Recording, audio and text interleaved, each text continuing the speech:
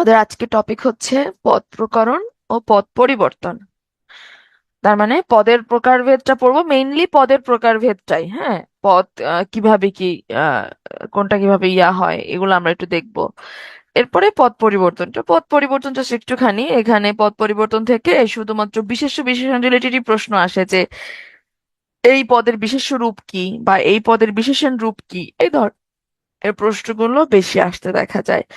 Mainly পদ প্রকরণটাই আমাদের আজকে অনেক বড় একটা টপিক। হ্যাঁ, তো আমরা হচ্ছে শব্দ পড়েছি গত, না সরি, ধ্বনীয় বর্ণ আমরা হচ্ছে আহ প্রথম দিন পড়েছিলাম, তাই না? আচ্ছা বলেন তো, পদ প্রকরণ বাংলা ব্যাকরণের কোন তত্ত্বে আলোচনা করা হয়? পদ প্রকরণ, এটা কিন্তু আপনাদের অলরেডি পড়ানো হয়েছে। পদ প্রকরণ বাংলা ব্যাকরণের কোন কোন তত্ত্বে আলোচনা করা হয়? শব্দ তত্ত্বে। হ্যাঁ, পদ প্রকরণ অর্থাৎ পদের যে প্রকারভেদটা, এটা এই যে নাজিয়া সুলতানা সুমাইয়া আপু অলরেডি ভুল করে ফেলছেন। পদের যে প্রকারভেদ বা পদ যে প্রকরণ, পদ প্রকরণ, এটা হচ্ছে বাংলা ব্যাকরণের শব্দ তত্ত্বে আলোচনা করা হয়। আর পদ পরিবর্তন কোথায় আলোচনা করা হয়? পদ পরিবর্তন আলোচনা করা হয় বাক্য তত্ত্বে। ঠিক আছে, পদ পরিবর্তন আলোচনা করা হয় হচ্ছে আমার বাক্য তত্ত্বে। এটা কিন্তু আমি একদম খুব ভালোভাবে কয়েকবার করে বলছিলাম। আচ্ছা, দেখেন, আমরা প্রথমেই যদি বলি পদ কাকে বলে। আমরা ছোটবেলা থেকে টুকটাক পড়ে আসছি, বাক্যে ব্যবহৃত প্রত্যেকটি অর্থবোধক শব্দকেই পদ বলে। আমরা ছোটবেলায় কিন্তু সবাই এই সংজ্ঞাটা পড়ে আসছি যে বাক্যে ব্যবহৃত অর্থবোধক শব্দকে পদ বলে। এটা আমি চিল্লায় চিল্লায় এই সংজ্ঞা মুখস্থ করতাম, আমার মনে আছে ছোটবেলাতে। তো ব্যাপারটা ওরকম, যখন এক মানে একাধিক পদ মিলে একটা কি হয়, বাক্য গঠিত হয়। তো সংখ্যাটাকে যদি আমরা একটু একটু করে পড়ি, প্রিসাইজ করে পড়ি, বিভক্তি যুক্ত শব্দ কি আমরা পদ বলবো, অথবা বাক্যের অন্তর্গত প্রত্যেকটা শব্দ কি আমরা পদ বলবো। মা ছেলেকে চাঁদ দেখাচ্ছেন। মা ছেলেকে চাঁদ দেখাচ্ছেন। হ্যাঁ, এই বাক্যে দেখেন তো, মা ছেলেকে চাঁদ দেখাচ্ছেন, কে একটা বিভক্তি, মায়ের সাথে একটা বিভক্তি আছে, সেটা হচ্ছে শূন্য বিভক্তি, চাঁদের সাথেও শূন্য বিভক্তি, দেখাচ্ছেন তো এখানে আমার ক্রিয়া।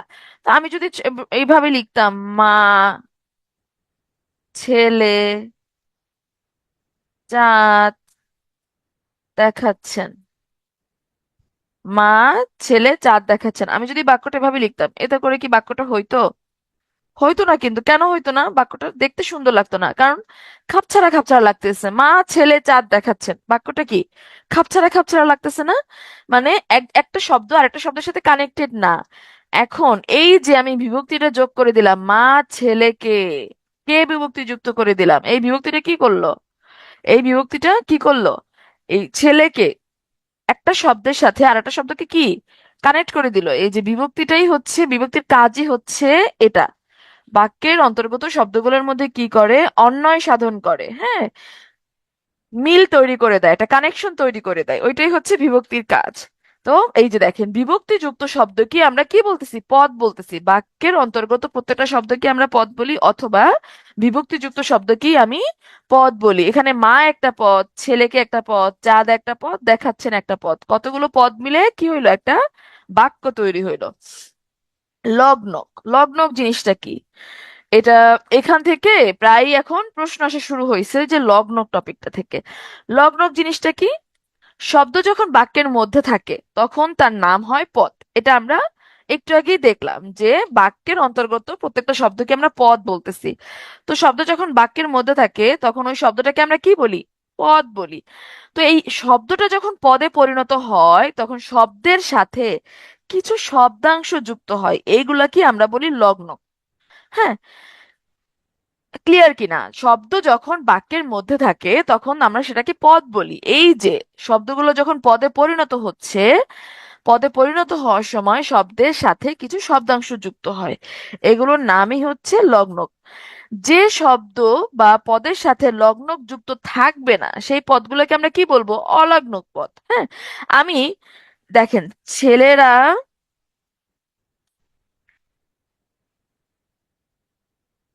ক্রিকেট খেলে, ছেলেরা ক্রিকেট খেলে, এখানে দেখেন ছেলেরা, ছেলের সাথে রা বহু বচন আছে, তো এখানে রা শব্দাংশ যুক্ত আছে, তো এটা হচ্ছে লগ্নক পদ। খেলে, খেলে, এখানে এ বিভক্তি যুক্ত আছে, তাহলে এটাও হচ্ছে একটা লগ্নক পদ। কিন্তু দেখেন ক্রিকেট, ক্রিকেট, এখানে এটার সাথে আমরা কোনো আহ এখন বলতে পারেন এখানে তো শূন্য বিভক্তি আছে, কিন্তু ওইটা আলাদা ব্যাপার। কিন্তু একই সাথে আমরা কিছু এটার সাথে দেখতে পারতেছি না, কোনো বচন দেখতে পারতেছি না, কোনো নির্দেশক দেখতে পারতেছি না, কোনো বলক দেখতে পারতেছি না, কোনো বিভক্তি দেখতে পারতেছি না। এই শব্দটা একদম ফাঁকা, শুধু একটা শব্দ বসছে, একদম মূল শব্দটা বসছে ক্রিকেট। এটার সাথে কিন্তু কিছুই যুক্ত নাই, কোনো শব্দাংশ যুক্ত নাই, তাহলে এটা হবে অলগ্নক পদ। ক্লিয়ার কিনা? যে পদগুলো শব্দ বা পদের সাথে লগ্ন যুক্ত থাকবে সেগুলোকে বলবো সংলগ্ন পদ। যে শব্দ বা পদের সাথে লগ্ন যুক্ত থাকবে না ওগুলোকে আমরা বলবো অলগ্ন পদ। হ্যাঁ, তাহলে লগ্ন কয় ধরনের? লগ্ন হচ্ছে মোট 4 ধরনের। কি কি? প্রথম হচ্ছে বিভক্তি। বিভক্তি কি? বিভক্তিতে আমরা সবাই দেখলাম যে ক্রিয়ার কাল নির্দেশনের জন্য এবং কারক বোঝাতে শব্দের সঙ্গে যেসব শব্দাংশ যুক্ত থাকে সেগুলোকে আমরা বলি বিভক্তি। বিভক্তি হচ্ছে 2 প্রকার। একটা হচ্ছে কি? ক্রিয়া বিভক্তি। ক্রিয়া বিভক্তি কোনটা? যেমন দেখেন এখানে আমি করলাম লিখলাম, করলাম এটা কি ক্রিয়া না? করলাম। তো করলাম শব্দের সাথে এই যে লাম, এই লাম অংশটা হচ্ছে ক্রিয়া বিভক্তি। আবার দেখেন আমি বললাম কৃষকের, কৃষকের সব ধান এই বৃষ্টিতে নষ্ট হয়ে যাচ্ছে। কৃষক এর, এই যে কৃষকের সাথে কি এর বিভক্তি যুক্ত হয়েছে, এর বিভক্তি যুক্ত হয়েছে এখানে। কৃষক এটা কি ক্রিয়া? এটা কিন্তু ক্রিয়া না, এটা একটা নামপদ, তাই না? তো কৃষকের সাথে এর বিভক্তি যুক্ত হয়েছে এখানে। এর হচ্ছে আমার কারক বিভক্তির উদাহরণ। আশা করি ক্লিয়ার।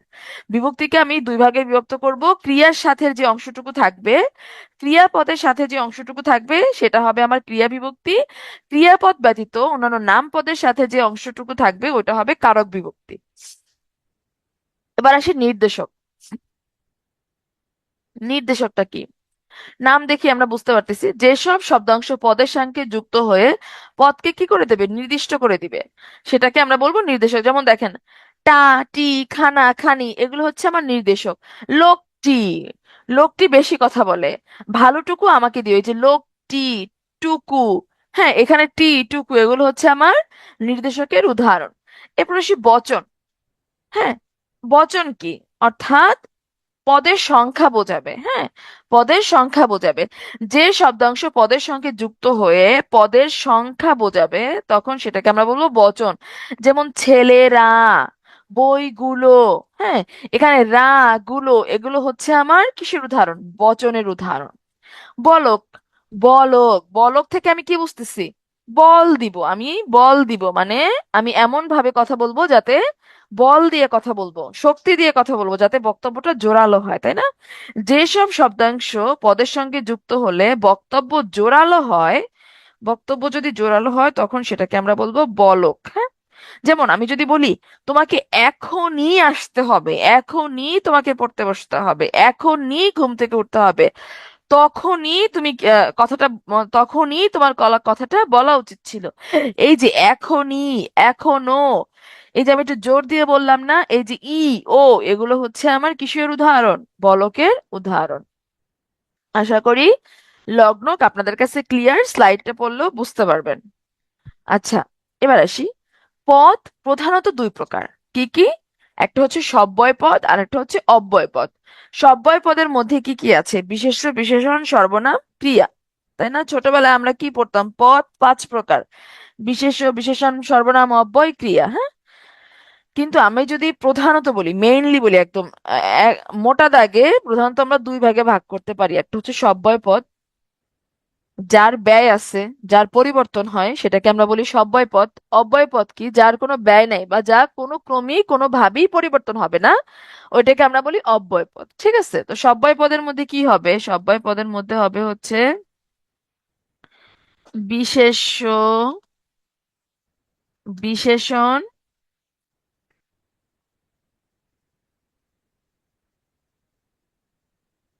সর্বনাম, একটা কি, একটা হচ্ছে ক্রিয়া। এরপর আসি নবম দশম শ্রেণীর বোর্ড বইয়ে পদকে কয় ভাগে ভাগ করা হয়েছে? টোটাল 8 ভাগে। তো যদি পরীক্ষায় প্রশ্ন আসে পদ মোট কত প্রকার, তখন কিন্তু উত্তর হবে 8 প্রকার। এই 8 প্রকার কি কি? আগের 5 প্রকার তো আছেই, বিশেষ্য, বিশেষণ, সর্বনাম, অব্যয়, ক্রিয়া। আগের 5 প্রকার তো আছে, এটার সাথে আরো তিনটা হচ্ছে আমার যোগ হবে, মানে আগের হচ্ছে কি, আমি এই যে অব্যয় না, আগের হচ্ছে আমার বিশেষ্য, বিশেষণ, সর্বনাম, ক্রিয়া, এই 4টা প্লাস আরো 4টা। এই অব্যয় পদটাকে নতুন নবম দশম শ্রেণী বোর্ড বইয়ে কয়েকটা ভাগে ভাগ করে ফেলছে, যেমন যোজক, আবেগ, হ্যাঁ, অনুসর্গ, এই 3টা ভাগে ভাগ করে ফেলছে, আর ক্রিয়া বিশেষণ নামে আরেকটা টাইপ করছে। দেখেন, আরেকটা আর বাকি আগের 4টার সাথে আর বাকি 4টা কি কি, একটা হচ্ছে ক্রিয়া বিশেষণ, আর একটা হচ্ছে যোজক, আবেগ, আর হচ্ছে অনুসর্গ। ঠিক আছে, এই যে যোজক, আবেগ, অনুসর্গ, এগুলো হচ্ছে অব্যয় পদটাকে আহ ভাগ করে এই 3টা পার্ট বানাইছে, এটা আমরা সামনে দেখবো। আচ্ছা, এবার আমরা একটু দেখি বিশেষ্য পদটা আসলে কি। আমরা তো জানি ইংরেজিতে আমরা সবাই পার্টস অফ স্পিচ পড়ছি, তাই না? ইংরেজিতে আমরা সবাই পার্টস অফ স্পিচ পড়েছি। তো পার্টস অফ স্পিচের সময় আমরা অনেক সবাই টুকটাক কম বেশি পার্টস অফ স্পিচ চিনি, কিন্তু বাংলা পদ যখন পড়তে বসি তখন আমাদের কাছে কঠিন লাগে কেন? পার্টস অফ স্পিচটাই তো আমার এখানে বাংলায় পদ, পার্টস অফ স্পিচটা আমি যেভাবে মনে রাখতাম, যেভাবে পড়তাম, ওই ট্রিক্সটা ফলো করে আমি বাংলাটা শেষ করব। যেমন দেখেন, নাউন, নাউন বলতে আমরা কি বুঝতাম? কোনো কিছুর নামকে নাউন বলে, তাই না? বাংলাতে সেম। বিশেষ্য বলতে আমরা কি বুঝাই?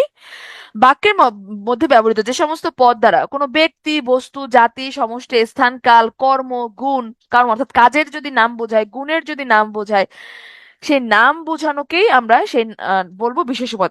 এক কথায় আমি যদি বলি, কোনো কিছুর নামকেই আমরা বলবো বিশেষ্য পদ। সেটা কোনো ব্যক্তির নাম হতে পারে, কোনো বস্তুর নাম হতে পারে, কোনো একটা জাতির নাম হতে পারে, কোনো সমষ্টির নাম হতে পারে, কোনো স্থানের নাম হতে পারে, কোনো সময়ের নাম হতে পারে, কোনো কাজের নাম হতে পারে, কোনো একটা গুণের নাম হতে পারে, সবকিছুর নাম কি আমি বলবো বিশেষ্য পদ।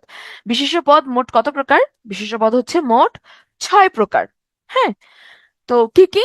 সংজ্ঞাবাচক বিশেষ্য বা প্রপার নাউন, হ্যাঁ, জাতিবাচক বিশেষ্য বা কমন নাউন, বস্তুবাচক বিশেষ্য বা ম্যাটেরিয়াল নাউন, আমরা ইংরেজিতে পড়েছি না? সমষ্টিবাচক বিশেষ্য বা কালেকটিভ নাউন, হ্যাঁ, ভাববাচক বিশেষ্য, এটা একটু আলাদা, গুণবাচক বিশেষ্য বা অ্যাবস্ট্রাক্ট নাউন। তো দেখেন, সংজ্ঞাবাচক বিশেষ্য বা প্রপার নাউনটা যদি দেখি, সংজ্ঞাবাচক বিশেষ্য বলতে কি বোঝায়? যে বিশেষ্য দ্বারা কোনো ব্যক্তি বা কোনো স্থান বা কোনো গ্রন্থের নাম বোঝাবে, কোনো কিছুর নাম, কোনো ব্যক্তি, হ্যাঁ, বা কোনো ভৌগোলিক স্থান বা কোনো গ্রন্থের নাম যদি বোঝায়, তখন সেটাকে আমরা বলবো সংজ্ঞাবাচক বিশেষ্য। যেমন দেখেন, ব্যক্তির নামের মধ্যে কি কি হইতে পারে? নজরুল, হ্যাঁ, নজরুল হতে পারে, শুভ হতে পারে, তারপরে আনিস হতে পারে, মাইকেল হতে পারে। এগুলোকে আমরা বলবো সংজ্ঞাবাচক বিশেষ্য বা আহ, ব্যক্তিবাচক বিশেষ্য। ঠিক আছে, এরপর দেখেন, বিভিন্ন ভৌগোলিক স্থানের নাম হতে পারে, কোনো বস্তুর নাম যখন, ওটাকে তখন আমি বস্তুবাচক বিশেষ্য বলবো, ম্যাটেরিয়াল নাউন যেটা। ঠিক আছে, আচ্ছা, কোনো ভৌগোলিক স্থানের নাম হতে পারে, যেমন কি কি আছে দেখেন তো, ঢাকা, দিল্লি, লন্ডন, মক্কা, হ্যাঁ, এগুলো হচ্ছে এগুলো হচ্ছে আমার কিসের নাম? কোনো ভৌগোলিক স্থানের নাম বা কোনো দেশের নাম। তো এটাও হচ্ছে আমার সংজ্ঞাবাচক বিশেষ্য।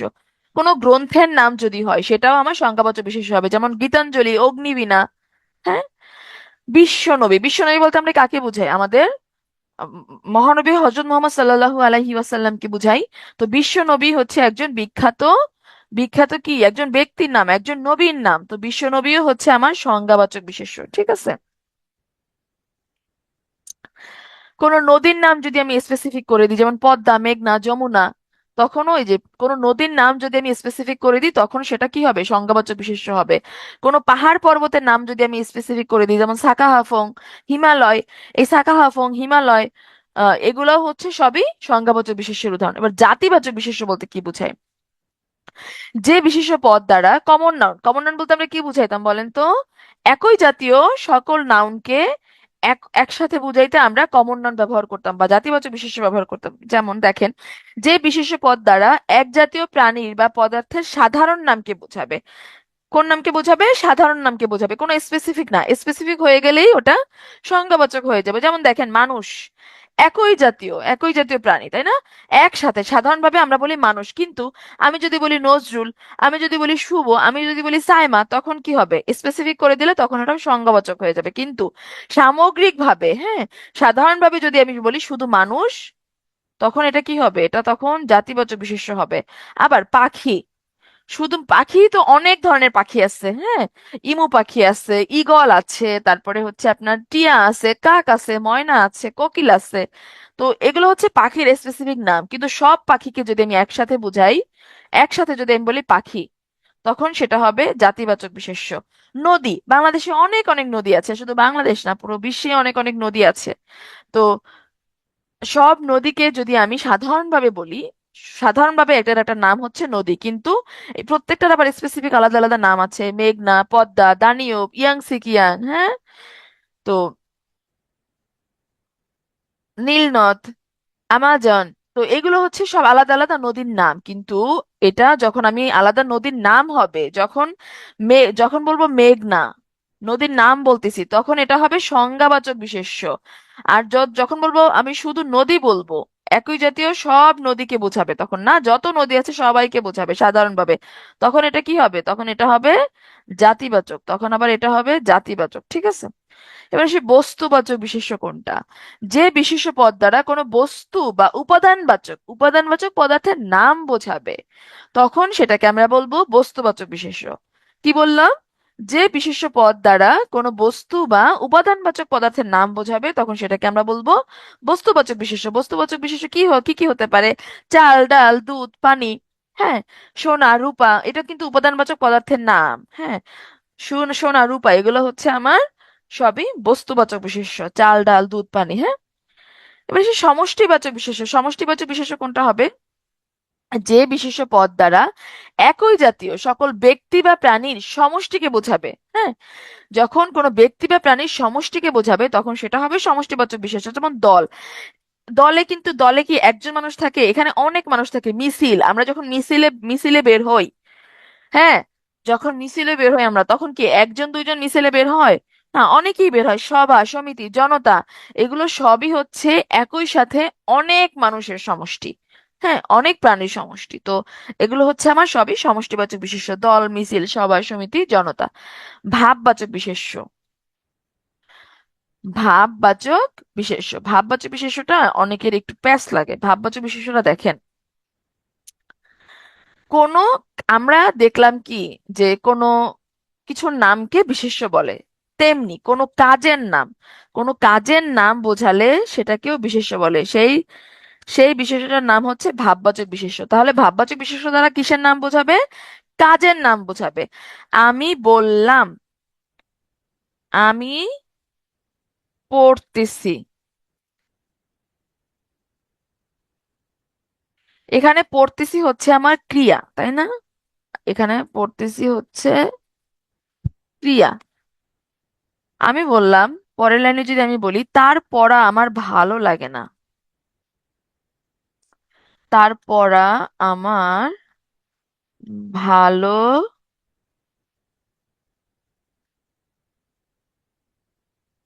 লাগে না, তার পড়া আমার ভালো লাগে না। হ্যাঁ, এখানে লাগে না হচ্ছে আমার ক্রিয়া, ঠিক আছে? আমার ভালো লাগতেছে না, এই লাগে না হচ্ছে আমার ক্রিয়া। তার পড়া কি ভালো লাগে না? পড়া ভালো লাগে না। দেখেন, পড়তেছি, প্রথম বাক্যে আমি পড়তেছি, পড়তেছিটা ছিল ক্রিয়া, কিন্তু এখানে দেখেন তো, তার পড়া আমার ভালো লাগে না, এখানে পড়া এটা কি ক্রিয়া হবে? পড়া এটা কি ক্রিয়া হবে? এটা কিন্তু ক্রিয়া হবে না। এই যে পড়তেছি, এই পড়তেছি, এই কাজটার নাম হচ্ছে পড়া। পড়া কিন্তু এখানে কাজের নাম, পড়া কিন্তু এখানে বিশেষ্য হয়ে যাবে। তার পড়া আমার ভালো লাগে না, পড়া কিন্তু এখানে বিশেষ্য হয়ে যাবে, ঠিক আছে? হ্যাঁ, আবার দেখেন, আমি শুনতেছি, আমি তোমার কথা শুনতেছি, আমি তোমার কথা শুনতেছি। এখানে শুনতেছি হচ্ছে আমার ক্রিয়া, তাই না? এখানে শুনতেছি হচ্ছে আমার ক্রিয়া, আমি তোমার কথা শুনতেছি। কিন্তু আমি বললাম, শোনা কথা, শোনা কথায় কান দিও না, শোনা, কথায় কান দিও না, যদিও এই বাক্যের কনটেক্সট অনুযায়ী শোনাটা বিশেষণ হয়ে যাবে, কারণ কথা বিশেষ্য, কথাকে মডিফাই করার কারণে শোনাটা বিশেষণ হয়ে যাবে। কিন্তু আমি এটা যদি কেটেও দিই, দেখেন শোনা বা শ্রবণ, শ্রবণ, আমরা যেটা শুনি সেটাকে আমরা কি বলি, শ্রবণ করি না, শ্রবণ। এই যে দেখেন আমি যে শুনতেছি সেই প্রসেসটার নাম কি, শ্রবণ। তাই না, আমি শ্রবণ করতেছি, শ্রবণ। এখানে শ্রবণ হচ্ছে কাজের নাম। আবার আমি শুয়ে আছি, আমি শুয়ে আছি, শুয়ে আছি হচ্ছে আমার হচ্ছে ক্রিয়া। কিন্তু আমি যখন বলবো শয়ন, আমি যে শুয়ে আছি এই শুয়ে থাকার অবস্থাটার নাম হচ্ছে শয়ন। এই ঘুমানোর কাজটার নাম হচ্ছে শয়ন, তাই না? তো এই শয়ন হবে এখানে বিশেষ্য। কোন ধরনের বিশেষ্য? ভাববাচক বিশেষ্য। যে বিশেষ্য পদ দ্বারা ক্রিয়ার ভাব প্রকাশিত হয়, অর্থাৎ কোনো কাজের নাম প্রকাশ পায়, কোনো কাজের নাম প্রকাশ পেলে সেটাকে আমরা বলবো ভাববাচক বিশেষ্য। হ্যাঁ, খাওয়া, হ্যাঁ, ক্রিয়া বিশেষ্য হইতে পারে, ভাববাচক বিশেষ্য বা ক্রিয়াবাচক বিশেষ্য, দুইটা সেমই। তো দেখেন, আমি খাচ্ছি, খাওয়া, খাচ্ছি হচ্ছে এখানে ক্রিয়া, খাওয়া হচ্ছে আমার কোনো কাজের নাম বা কোনো অবস্থা। এই যে আমি খাচ্ছি, খাওয়ার কাজের নামটা কি? খাওয়ার কাজের নামটা হচ্ছে ভোজন। খাওয়ার কাজের নামটা হচ্ছে ভোজন। আমি চলে যাচ্ছি, আমি গমন করতেছি, আমি চলে যাচ্ছি, এই চলে যাওয়ার কাজটা, চলে যাওয়ার কাজটার নাম কি, যাওয়ার কাজটার নাম কি, গমন। তো গমন হচ্ছে আমার ভাববাচক বিশেষ্য। আশা করি ভাববাচক বিশেষ্যটা আপনার ক্লিয়ার, ক্লিয়ার, আমি ক্লিয়ার। দেখা, কোনো কিছু দেখা, দেখা হচ্ছে আমার কাজ, ক্রিয়া, হ্যাঁ। আমি দেখতেছি, এখানে দেখতেছি শব্দটা হচ্ছে আমার ক্রিয়া, কিন্তু এই যে দেখার কাজের নাম কি, দেখার কাজের নাম হচ্ছে দর্শন। তাহলে দর্শনটা কি হবে, ভাববাচক বিশেষ্য হবে বা ক্রিয়াবাচক বিশেষ্য হবে। আশা করি ভাববাচক বিশেষ্য নিয়ে আপনাদের আর কোনো কনফিউশন নাই। গুণবাচক বিশেষ্য, এটা তো খুব সোজা, যে যে ক্রিয়া দ্বারা, যে পদ দ্বারা, সরি, যে বিশেষ্য পদ দ্বারা কোনো কিছুর দোষ, গুণ বা অবস্থার নাম বোঝাবে, দোষ, গুণ, অবস্থার নাম বোঝাবে, তখন সেটাকে আমরা বলবো গুণবাচক বিশেষ্য। যেমন সৌন্দর্য, সে যে সুন্দর, এটা তো একটা গুণ, এই গুণটার নাম কি, সৌন্দর্য। সৌন্দর্য হচ্ছে এখানে আমার গুণবাচক বিশেষ্য। বার্ধক্য, সে কি হয়ে গেছে, বৃদ্ধ হয়ে গেছে, তার এই বৃদ্ধ হয়ে যাওয়ার অবস্থাটার নাম কি, বার্ধক্য। তারুণ্য, সে এখনো তরুণ আছে, অল্প বয়স্ক।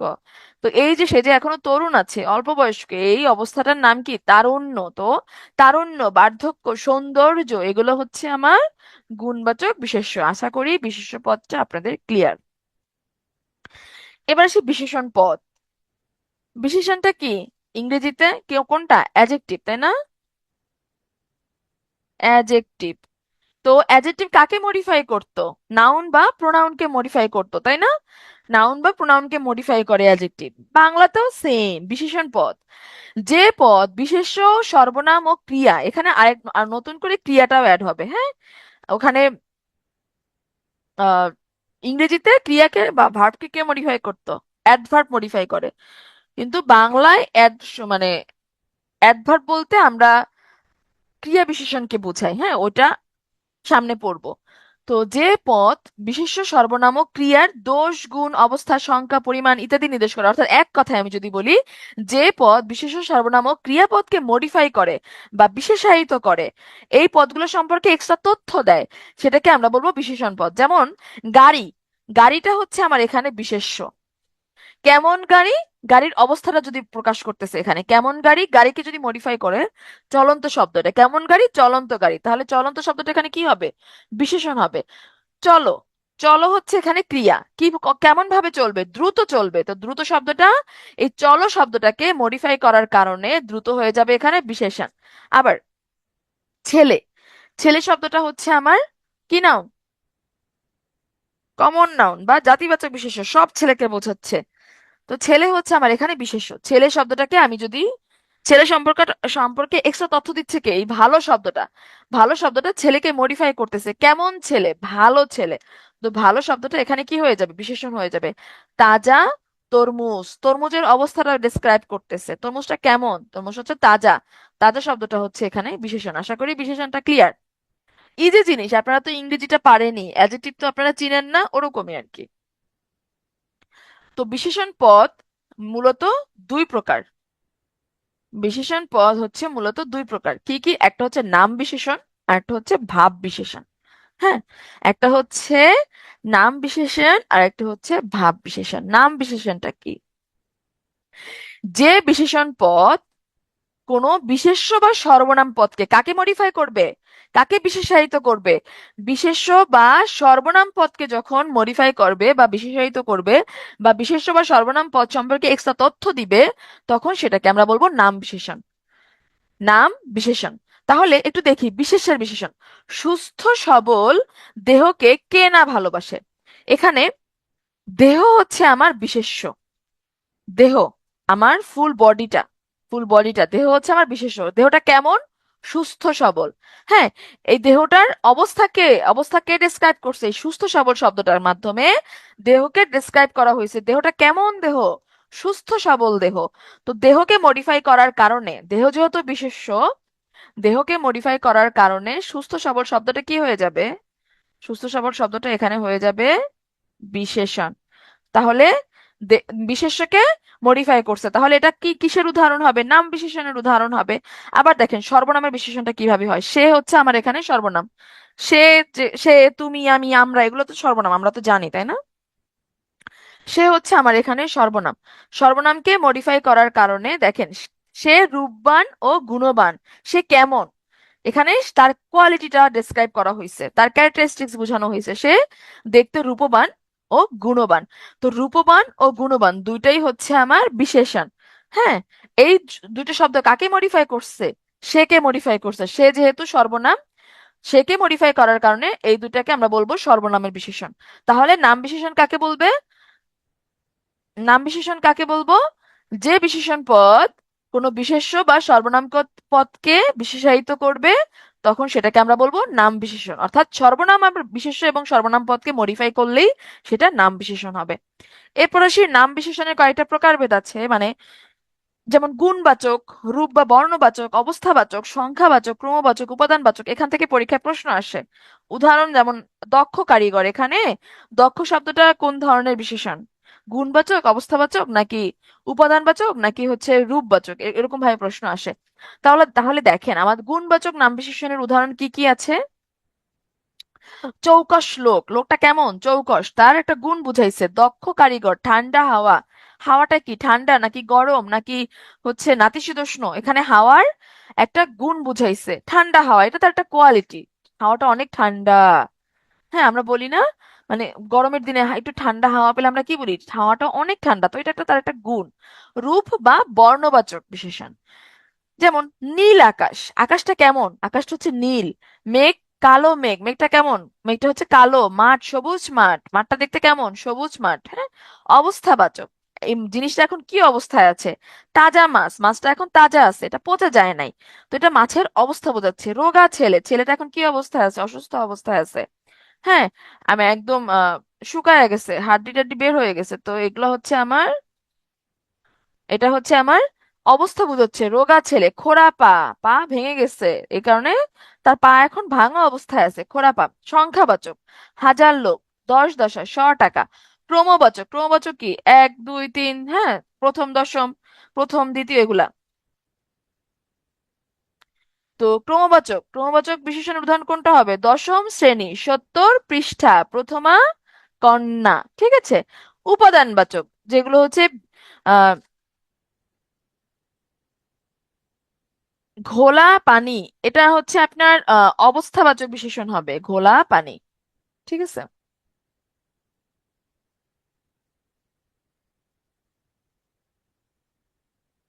এরপর দেখেন উপাদানবাচক বিশেষণ কোনটা। বেলে মাটি, মাটির একটা বেলে মাটি। হ্যাঁ, মেটে কলসি, কলসিটা কিসের? মেটে দা মানে মাটির কলসি। পাথরের মূর্তি, মূর্তিটা পাথর দ্বারা তৈরি। হ্যাঁ, তো উপাদানবাচক বিশেষণের উদাহরণ কোনটা হবে? বেলে মাটি, মেটে কলসি, পাথরের মূর্তি। এগুলো সবই আমরা কয়েকটা কি দেখলাম? নাম বিশেষণের প্রকারভেদ দেখলাম। অর্থাৎ এগুলো সবই বিশেষ্যকে অথবা সর্বনামকে মডিফাই করছে। এরপরে আসি ভাব বিশেষণ।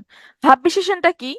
ওই যে যে বিশেষণ পদ কোনো ক্রিয়া বা বিশেষণ পদকে যদি বিশেষায়িত করে কোনো ক্রিয়া, বা অ্যাডজেক্টিভ পদকে যদি আবার মডিফাই করে, যদি কোনো অ্যাডজেক্টিভকেও যদি আবার কোনো অ্যাডজেক্টিভ মডিফাই করে, এটা বিধেয়বাচক। এটা আমি তখন বলতে পারবো যখন হচ্ছে কোনো বাক্য থাকবে। হ্যাঁ, নবম দশম শ্রেণী বোর্ড বইতে সরাসরি এটা উদাহরণটা আছে। ওখানে বিধেয়বাচকের মধ্যে আছে বিধেয়বাচক, যেগুলা উদ্দেশ্য আর বিধেয় তো আমরা চিনি। হ্যাঁ, উদ্দেশ্য সম্পর্কে যা কিছু বলা হবে সেটাই হচ্ছে বিধেয়। এখানে যদি পুরোপুরি আপনার একটা বাক্য থাকতো, আপনি সেখান থেকে উদ্দেশ্য বিধেয় বের করে এটা বলে দিতে পারতেন যেটা বিধেয়বাচক বিশেষণ। ঠিক আছে? এটা রিসেন্ট ক্যাশ এক্সামের পরীক্ষা আসছিল। হ্যাঁ। আচ্ছা, তাহলে ভাব বিশেষণ কোনটা হবে? যে বিশেষণ পদ কোনো ক্রিয়া বা বিশেষণ পদকে বিশেষ মডিফাই করবে বা বিশেষায়িত করবে, তখন সেটাকে আমরা বলবো ভাব বিশেষণ পদ। অর্থাৎ কোনো ক্রিয়াকে যখন মডিফাই করবে, আবার যখন কোনো বিশেষণকে আবার মডিফাই করবে, তখনও সেটা ভাব বিশেষণ হবে। যেমন আমরা যদি দেখি ভাব বিশেষণ কত প্রকার, ভাব বিশেষণ হচ্ছে মোট 4 প্রকার। ক্রিয়াকে যখন মডিফাই করবে তখন আমরা সেটাকে বলবো ক্রিয়া বিশেষণ। যখন বিশেষণকে মডিফাই করবে তখন সেটাকে আমরা বলবো বিশেষণের বিশেষণ। যখন কোনো অব্যয় পদকে মডিফাই করবে তখন সেটাকে আমরা বলবো অব্যয়ের বিশেষণ। যখন পুরাটা বাক্যকে মডিফাই করবে তখন সেটাকে আমরা বলবো বাক্যের বিশেষণ। কিভাবে, উদাহরণ সহ আমরা একটু দেখি। ক্রিয়া বিশেষণ, বায়ু বয়, এই বয়ে চলাটা হচ্ছে আমার ক্রিয়া। কি বয়? বায়ু বয়। হ্যাঁ, এখন বায়ু হচ্ছে আমার বিশেষ্য। বায়ু বয়, বায়ুটা কিভাবে বচ্ছে? ধীরে ধীরে বচ্ছে, ধীরে ধীরে বয়ে যাচ্ছে। এই যে ধীরে ধীরে শব্দটা কাকে মডিফাই করতেছে? এই বয়ে যাচ্ছে। হ্যাঁ, বায়ু বয়, এই যে বয়কে মডিফাই করতেছে ধীরে ধীরে শব্দটা। তো বয় শব্দটা যেহেতু ক্রিয়া, ক্রিয়াকে মডিফাই করার কারণে ধীরে ধীরে শব্দটা কি হয়ে যাবে? বিশেষণ। কেমন বিশেষণ? ক্রিয়া বিশেষণ। ঠিক আছে, এটা হয়ে যাবে আমার ক্রিয়া বিশেষণ। এরপরে আসি বিশেষণের বিশেষণটা কিভাবে হইলো। আমি বললাম আমাকে দুধ দাও, আমাকে দুধ দাও। এই দেওয়াটা হচ্ছে আমার ক্রিয়া, কি দিব? দুধ দিবে, দুধ হচ্ছে আমার এখানে বিশেষ্য। আমাকে দুধ দাও, কতটুকু দিবে? একটু দুধ দাও। একটু শব্দটা কিন্তু আমার অলরেডি একটা বিশেষণ। কারণ একটু শব্দটা কাকে মডিফাই করছে? দুধকে মডিফাই করছে, তাই না? একটু দুধ দাও, দুধ যেহেতু বিশেষ্য, দুধকে মডিফাই করার কারণে একটু শব্দটা কি হয়ে যাবে? বিশেষণ হয়ে যাবে। তো একটু হচ্ছে আমার বিশেষণ। তারপরে আমি আমি আরেকটু মানে আরো স্পেসিফিক করে বললাম সামান্য একটু দুধ দাও। এই সামান্য শব্দটা কাকে মডিফাই করবে? একটু দুধ দাও, সামান্য একটু দুধ দাও। এই যে সামান্য একটু, একটু শব্দটাকে মডিফাই করার কারণে এটা, যেহেতু একটু শব্দটা অলরেডি বিশেষণ, সামান্য শব্দটা অ্যাড করে আমি একটুকে কি করলাম? আরেকটু আরেকটু স্পেসিফিক করে দিলাম। তো সামান্য শব্দটা কাকে মডিফাই করছে? এই যে একটু কি মডিফাই করছে। তাহলে একটু শব্দটা যেহেতু অলরেডি বিশেষণ, তাহলে সামান্যটা কি হবে? বিশেষণের বিশেষণ। ঠিক আছে, সামান্য শব্দটা আমার হয়ে যাবে বিশেষণের বিশেষণ। আবার দেখেন, রকেট চলে, আমার শব্দটা ছিল রকেট চলে। রকেটটা কেমন চলে? দ্রুত চলে। রকেটটা কিভাবে চলতেছে? দ্রুত চলতেছে। দ্রুত আমার এখানে কি হবে? বিশেষণ হবে, তাই না? আমি এর আগে আরেকটা শব্দ অ্যাড করলাম, অতি দ্রুত চলে। অতি দ্রুত চলে, যেহেতু দ্রুত শব্দটা অলরেডি বিশেষণ, অতি শব্দটা অ্যাড করার কারণে এই অতি অতি শব্দটা হয়ে যাবে বিশেষণের বিশেষণ। হ্যাঁ, ডাবল বিশেষণ আর কি। হ্যাঁ, রকেট অতি দ্রুত চলে, এখানে অতিটা হয়ে যাবে বিশেষণের বিশেষণ। সামান্য একটু দুধ দাও, এখানে সামান্য শব্দটা হবে বিশেষণের বিশেষণ। অব্যয়ের বিশেষণ, অব্যয়ের বিশেষণটা কি? অব্যয়ের বিশেষণটা হবে যখন যখন কোনো বিশেষণ পদ কোনো অব্যয়কে বা কোনো অব্যয়ের অর্থকে মডিফাই করবে, তখন সেটা হবে হচ্ছে অব্যয়ের বিশেষণ। আমি বললাম ধিক তারে শতধিক নির্লজ্জ যেজন। এখানে ধিক তারে শতধিক নির্লজ্জ যেজন, ধিক শব্দটা এখানে অব্যয় হিসেবে ব্যবহৃত হবে। ধিক শব্দটা এখানে কি হবে? অব্যয় হিসেবে ব্যবহৃত হবে। ঠিক আছে, এখানে ধিক শব্দ দ্বারা কি বোঝানো হয়েছে? তিরস্কার বা নিন্দা বোঝানো হয়েছে। তিরস্কার বা নিন্দা বোঝানো হয়েছে মানে তাকে এতটাই তিরস্কার করা হয়েছে। কাকে? নির্লজ্জ যে ব্যক্তিটা, তাকে একদম তিরস্কার বা নিন্দা করা হয়েছে। তাহলে এই যে দেখেন, ধিক শব্দটা যেহেতু অব্যয়, তার আগে আমি কি করলাম? শতধিক, শতধিক, ধিক তারে শতধিক। ধিক যেহেতু অব্যয়, তো এর আগে আমি শত শব্দটা অ্যাড করলাম। শত শব্দটা কাকে মডিফাই করছে? অব্যয়কে মডিফাই করছে, তাই না? শতধিক, ধিক তারে শতধিক। হ্যাঁ, কারণ আমরা বারবার তাকে ধিক্কার জানাচ্ছি। হ্যাঁ, তো শত শব্দটা এখানে হয়ে যাবে আমার অব্যয়ের বিশেষণ। শত শব্দটা আমার হবে এখানে অব্যয়ের বিশেষণ। এরপর আসি বাক্যের বিশেষণ, যখন পুরো বাক্যকে মডিফাই করবে। যেমন দেখেন, আজ আমাদের কঠিন পরিশ্রম প্রয়োজন, এটা বললেই কিন্তু আমার বাক্যের অর্থটা, আমার মনের ভাবটা ক্লিয়ার হয়ে যাচ্ছে।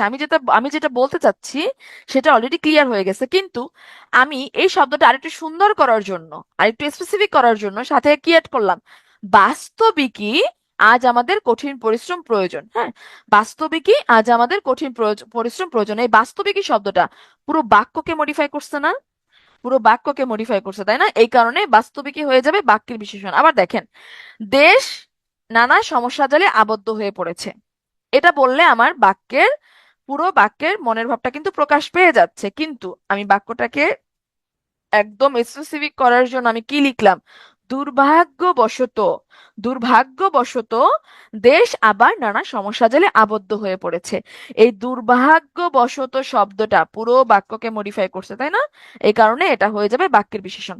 তাহলে আমরা কি দেখলাম, ভাব বিশেষণ কাকে বলে, যে বিশেষণ পদ কোনো ক্রিয়া বা বিশেষণ পদকে মডিফাই করবে তখন সেটা হবে ভাব বিশেষণ।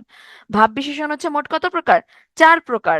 যখন ক্রিয়াকে মডিফাই করবে তখন আমরা বলবো ক্রিয়া বিশেষণ, যখন বিশেষণকে মডিফাই করবে তখন আমরা বলবো বিশেষণের বিশেষণ, যখন অব্যয়কে মডিফাই করবে তখন আমরা বলবো অব্যয়ের বিশেষণ, যখন একটা বাক্যকে মডিফাই করবে বা বিশেষায়িত করবে তখন সেটা হবে বাক্যের বিশেষণ। আশা করছি ক্লিয়ার। এবার আসি বিশেষণের অতিশায়নটা কি। বিশেষণের অতিশায়নটা না খুব সোজা, মানে যখন দুই বা ততোধিক কোনো বিশেষ্য পদের মধ্যে আপনি তুলনা বোঝাবেন, সেটা দোষ গুণ অবস্থা পরিমাণের তুলনা যদি যখন বোঝাবেন তখন সেটা বিশেষণের অতিশায়ন হবে। যেমন আমি যদি বলি, হ্যাঁ, গরুর চেয়ে ঘোড়া দ্রুতগামী, মানে গরুর চেয়ে ঘোড়া দ্রুত দৌড়ায়। গরু হচ্ছে আমার একটা বিশেষ্য পদ, ঘোড়া হচ্ছে একটা বিশেষ্য পদ, এই যে দুইটা বিশেষ্য পদের মধ্যে আমি একটা কি করলাম, তুলনা বোঝালাম। হ্যাঁ, তুলনা বোঝালাম, কারণ ঘোড়া দ্রুত দৌড়ায় এটা তার একটা গুণ। ঘোড়ার চেয়ে গরু দ্রুতগামী, এখানে এই যে চেয়ে ঘোড়ার চেয়ে গরু দ্রুতগামী, এটা হচ্ছে আমার বিশেষণের অতিশায়ন। বাঘের চেয়ে সিংহ বলবান, এখানে বাঘের সাথে কি সিংহকে তুলনা করা হয়েছে, এই শব্দটা হচ্ছে আমার বিশেষণের অতিশায়ন। করিমের চেয়ে রহিম বুদ্ধিমান, রিফাত অপেক্ষা মাহফুজ বড়। আবার আহ একের অধিক বহু বচনের মধ্যে, অর্থাৎ অনেকের মধ্যেও আমি তুলনা করতে পারি। যদি আমি বলি পশুর মধ্যে, সকল পশুর মধ্যে সিংহ সর্বাপেক্ষা বলবান, পশুর মধ্যে, অনেকের মধ্যে যখন আমি একজনকে তুলনা করব, একজনের আপনার উৎকর্ষ বা অপকর্ষ বুঝাবো, পশুর মধ্যে সিংহ সর্বাপেক্ষা বলবান। যেমন দেখেন, পশুর মধ্যে সিংহ সর্বাপেক্ষা বলবান, বনে যত পশু আছে সব পশুর মধ্যে কে বলবান, সিংহ বলবান। হ্যাঁ, আবার আমি যদি বলি ভাইদের মধ্যে, ভাইদের মধ্যে করিম সবচাইতে বিচক্ষণ বা সর্বাধিক বিচক্ষণ, তো এটা আমার বিশেষণের অতিশয়ন হবে। আবার এ মাটি সোনার বড়া, এ মাটি সোনার সোনার বাড়া, এ মাটি সোনার বাড়া, এটাও কিন্তু বিশেষণের অতিশয়ন উদাহরণ, অর্থাৎ এই মাটি সোনার চেয়েও অধিক মূল্যবান। ঠিক আছে, এই মাটির মূল্য সোনার চেয়েও বেশি, তো এটাও কিন্তু বিশেষণের অতিশয়ন হবে, কারণ মাটিকে সোনার সাথে তুলনা করা হয়েছে। আশা করি বিশেষণের অতিশয়নটা আপনাদের কাছে ক্লিয়ার। এরপর সে সর্বনাম পদ, এটা তো খুব সোজা, আমরা জানি প্রোনাউন কাকে বলে, বিশেষের পরিবর্তে বা নাউনের পরিবর্তে যা ব্যবহৃত হয় ওটাকে আমরা বলি সর্বনাম পদ বা প্রোনাউন। সর্বনামকে কয়েকটা ভাগে ভাগ করা হয়েছে। যেমন ব্যক্তিবাচক, ব্যক্তিবাচক সর্বনাম কোনটা হবে, ওই যে পার্সোনাল প্রোনাউন কোনটা, আই উই ইউ ইউর, হ্যাঁ, দে, এগুলো কিন্তু পার্সোনাল প্রোনাউন। তো বাংলাতেও সেম, ব্যক্তিবাচক সর্বনাম কোনটা হবে, আমি আমরা তুমি তোমরা তারা তিনি তাহারা সে ও ওরা, এগুলো হবে সবই ব্যক্তিবাচক সর্বনাম পদ। আত্মবাচক, আত্ম মানে কি, আত্ম মানে হচ্ছে নিজ, নিজ, আত্ম মানে হচ্ছে আমার নিজ। হ্যাঁ, তো আত্মবাচক সর্বনাম কি, যেখানে মানে আহ যে সর্বনামগুলো দ্বারা নিজের অস্তিত্ব বোঝাবে, হ্যাঁ, সেটা হবে আত্মবাচক সর্বনাম। যেমন দেখুন, স্বয়ং, স্বয়ং মানে কি? নিজ। স্বয়ং, নিজ, খোদ, খোদ মানেও নিজেকে বোঝায়। আপনি, আপনি মানে না, আপনি আপনি কাজটা করো মানে নিজে নিজে কাজটা করো। আপনি বলতে কিন্তু অন্য একজন না, এই আপনি কিন্তু ওই আপনি না, যে আপনি ভালো আছেন ওই আপনি কিন্তু না। আপনি বলতে এখানে নিজকেই বোঝায়। আমরা বলি না আপনা আপনি ভালো হয়ে গেছে, মানে কি নিজে নিজেই ভালো হয়ে গেছে। এখানে আপনা আপনি যদিও ব্যতিহারী, ওটা আলাদা ব্যাপার। আপনি, এটা আমি নিজের, আপনি বলতে যে নিজকে বোঝায়, এটা বুঝাইতে আর কি বললাম। আপনি আপনি থেকেই সে নিজ, আপনি থেকেই বলে গেছে মানে নিজ থেকেই বলে গেছে, তো এই আপনিটা হচ্ছে নিজ। হ্যাঁ, ব্যতিহারিক যখন একই সাথে আহ, একটা কাজ, একই ধরনের কাজ যখন একই সাথে করা হয় সেটা হচ্ছে ব্যতিহারিক। যেমন দেখেন, আপনা আপনি মানে নিজে নিজে, একটা নিজে নিজে এটা ভালো হয়ে গেছে। আপনা আপনি, আপসে পরস্পর, হ্যাঁ, তারা পরস্পর একই সাথে একই ধরনের কাজ করতেছে, তো আপনা আপনি, আপসে পরস্পর, এগুলো হচ্ছে ব্যতিহারিক সর্বনাম। এরপর আসি সামীপ্যবাচক। সামীপ্য মানে কি? মানে কাছাকাছি। হ্যাঁ, কাছাকাছি। সামীপ্যবাচক সর্বনাম কোনটা হবে? এই, এ, এই, এরা, ইনি, ইহারা, এগুলো তারা কাকে বোঝায়? মানে আশেপাশে যদি কেউ থাকে বা কাছাকাছি যদি কিছু বুঝাইতে চাই, তখন আমরা এই শব্দগুলো ব্যবহার করি। এই, এই কাজটা, এই কাজটা করে দাও। এরা, এরা লোক ভালো না। ইনি কালকে আমার সাথে খারাপ ব্যবহার করছে। ইহারা মানে, হ্যাঁ, নিজে নিজে ব্যতিহারিক হবে, নিজে নিজে ব্যতিহারিক হবে। ইহারা মানে গতকাল স্কুলে যায় নাই, তো এরা, এই যে এই, ইয়ারা, ইনি, ইহারা, এগুলো হচ্ছে আমরা কি কাছের মানুষজনকে, আশেপাশে মানে যারা হচ্ছে কাছাকাছি থাকে তাদেরকে বোঝাতে ব্যবহার করি। দূরত্ববাচক যারা, মানে দূরত্ববাচক কোনো কিছুর ক্ষেত্রে আমরা ওই, ওই সব, হ্যাঁ, ওইগুলো, এভাবে বলি, তাই না? ওই, ওই সব, এগুলো হচ্ছে আমার দূরত্ববাচক সর্বনাম। সাকল্যবাচক, সাকল্য বলতে সবাইকে বোঝায়, সব। সাকল্যবাচক সর্বনাম মানে সব, সকল, সমুদায়, তাবৎ, তাবৎ মানেও সবকিছু, হ্যাঁ, সমুদায় মানেও সবকিছু। সাকল্যবাচক সর্বনাম মানে সবকিছুকে বোঝাবে, মানে সকল কিছু। প্রশ্নবাচক সর্বনাম, এটা তো আমরা জানি, কে, কি, কোন, কাহার, কার, কিসে, এগুলো হচ্ছে আমার প্রশ্নবাচক সর্বনাম। সংযোগ জ্ঞাপক মানে রিলেটিভ প্রোনাউন পড়েছি না আমরা ইংরেজিতে? রিলেটিভ প্রোনাউন দুটা বাক্যর মাঝখানে কি করে? বসে দুটা বাক্য, ইয়াকে কি, ফ্রেজ বা ক্লজকে কি করে? কানেক্ট করে, তাই না? যুক্ত করে। তো যে, যিনি, যারা, যাহারা, এগুলো হচ্ছে আমার সংযোগ জ্ঞাপক সর্বনাম। হ্যাঁ, যে প্রতিদিন স্কুলে যায় সে ভালো রেজাল্ট করে। এখন এই যে সে ভালো রেজাল্ট করে সাথে প্রতিদিন স্কুলে যে শব্দটাকে কে কানেক্ট করছে? যে। হ্যাঁ, তো এগুলো হচ্ছে আমার সংযোগ জ্ঞাপক বা রিলেটিভ প্রোনাউন। অন্যাদিবাচক যে সর্বনাম দ্বারা অন্যকে বোঝাবে, অন্য, অপর, পর, অন্যকে বোঝাবে, অন্য একজনকে বোঝাবে, সেটাকে আমরা বলবো অন্যাদিবাচক সর্বনাম। যেমন অন্য, অপর, পর। অনির্দিষ্টতা জ্ঞাপক বাচক সর্বনাম মানে ইনডিফিনিট প্রোনাউন। ইনডিফিনিট, অনির্দিষ্টতা বাচক সর্বনাম, ইনডিফিনিট প্রোনাউন। ইনডিফিনিট প্রোনাউন যেমন কোনো, কেহ, কেউ, কিছু, কোথাও, এগুলো হচ্ছে আমার ইনডিফিনিট মানে কোনো একজন। আমরা তো এটা নির্দিষ্ট না, কেউ একটা, কেউ একজন এই কথাটা বলছিল, হ্যাঁ, কেহ আমাকে এইটা বলেছিল, কে বলছে এটা ফিক্স না, কেউ একজন, আমি জানি না, নিজেও জানি না, এটা মানে নির্দিষ্ট করে বলে দেওয়া হয় না। কোথাও না কোথাও আছে, কোথায় আছে সেটা কিন্তু নির্দিষ্ট করে বলে দেওয়া হয় নাই। কিছু পরিমাণে, ঠিক কতটা পরিমাণে আমি চাই আমাকে দেওয়া হয়েছে, ধরে কিছু পরিমাণ চাল দাও, কত পরিমাণে, 1 কেজি, 2 কেজি, 3 কেজি, আমি এভাবে নির্দিষ্ট করে বললাম না, আমি বললাম কিছু পরিমাণে চাল দাও, অর্থাৎ এগুলো হচ্ছে অনির্দিষ্টতাবাচক সর্বনাম। আচ্ছা, সর্বনাম এগুলাই, সর্বনাম নিয়ে আর কিছুই নাই, এটা খুবই সোজা। যাই হোক, এরপর আসি অব্যয় পদ। অব্যয়, অব্যয়, মানে কি? অব্যয় মানে কি? ন ব্যয় মানে যার কোনো পরিবর্তন নেই, যার কোনো ব্যয় বা পরিবর্তন হয় না, অর্থাৎ যা অপরিবর্তনীয় শব্দ, সেটাই হচ্ছে আমার অব্যয়। কিভাবে অপরিবর্তনীয়? যেমন অব্যয় শব্দের সাথে কোনো বিভক্তি চিহ্ন যুক্ত হবে না, এগুলোর কোনো একবচন বহুবচন হয় না, এগুলোর কোনো স্ত্রী পুরুষ বাচকতা নির্ণয় করা যায় না, মানে পদটা যেরকম ছিল ওরকমই থাকবে, কোনোভাবেই একে পরিবর্তন করা যাবে না।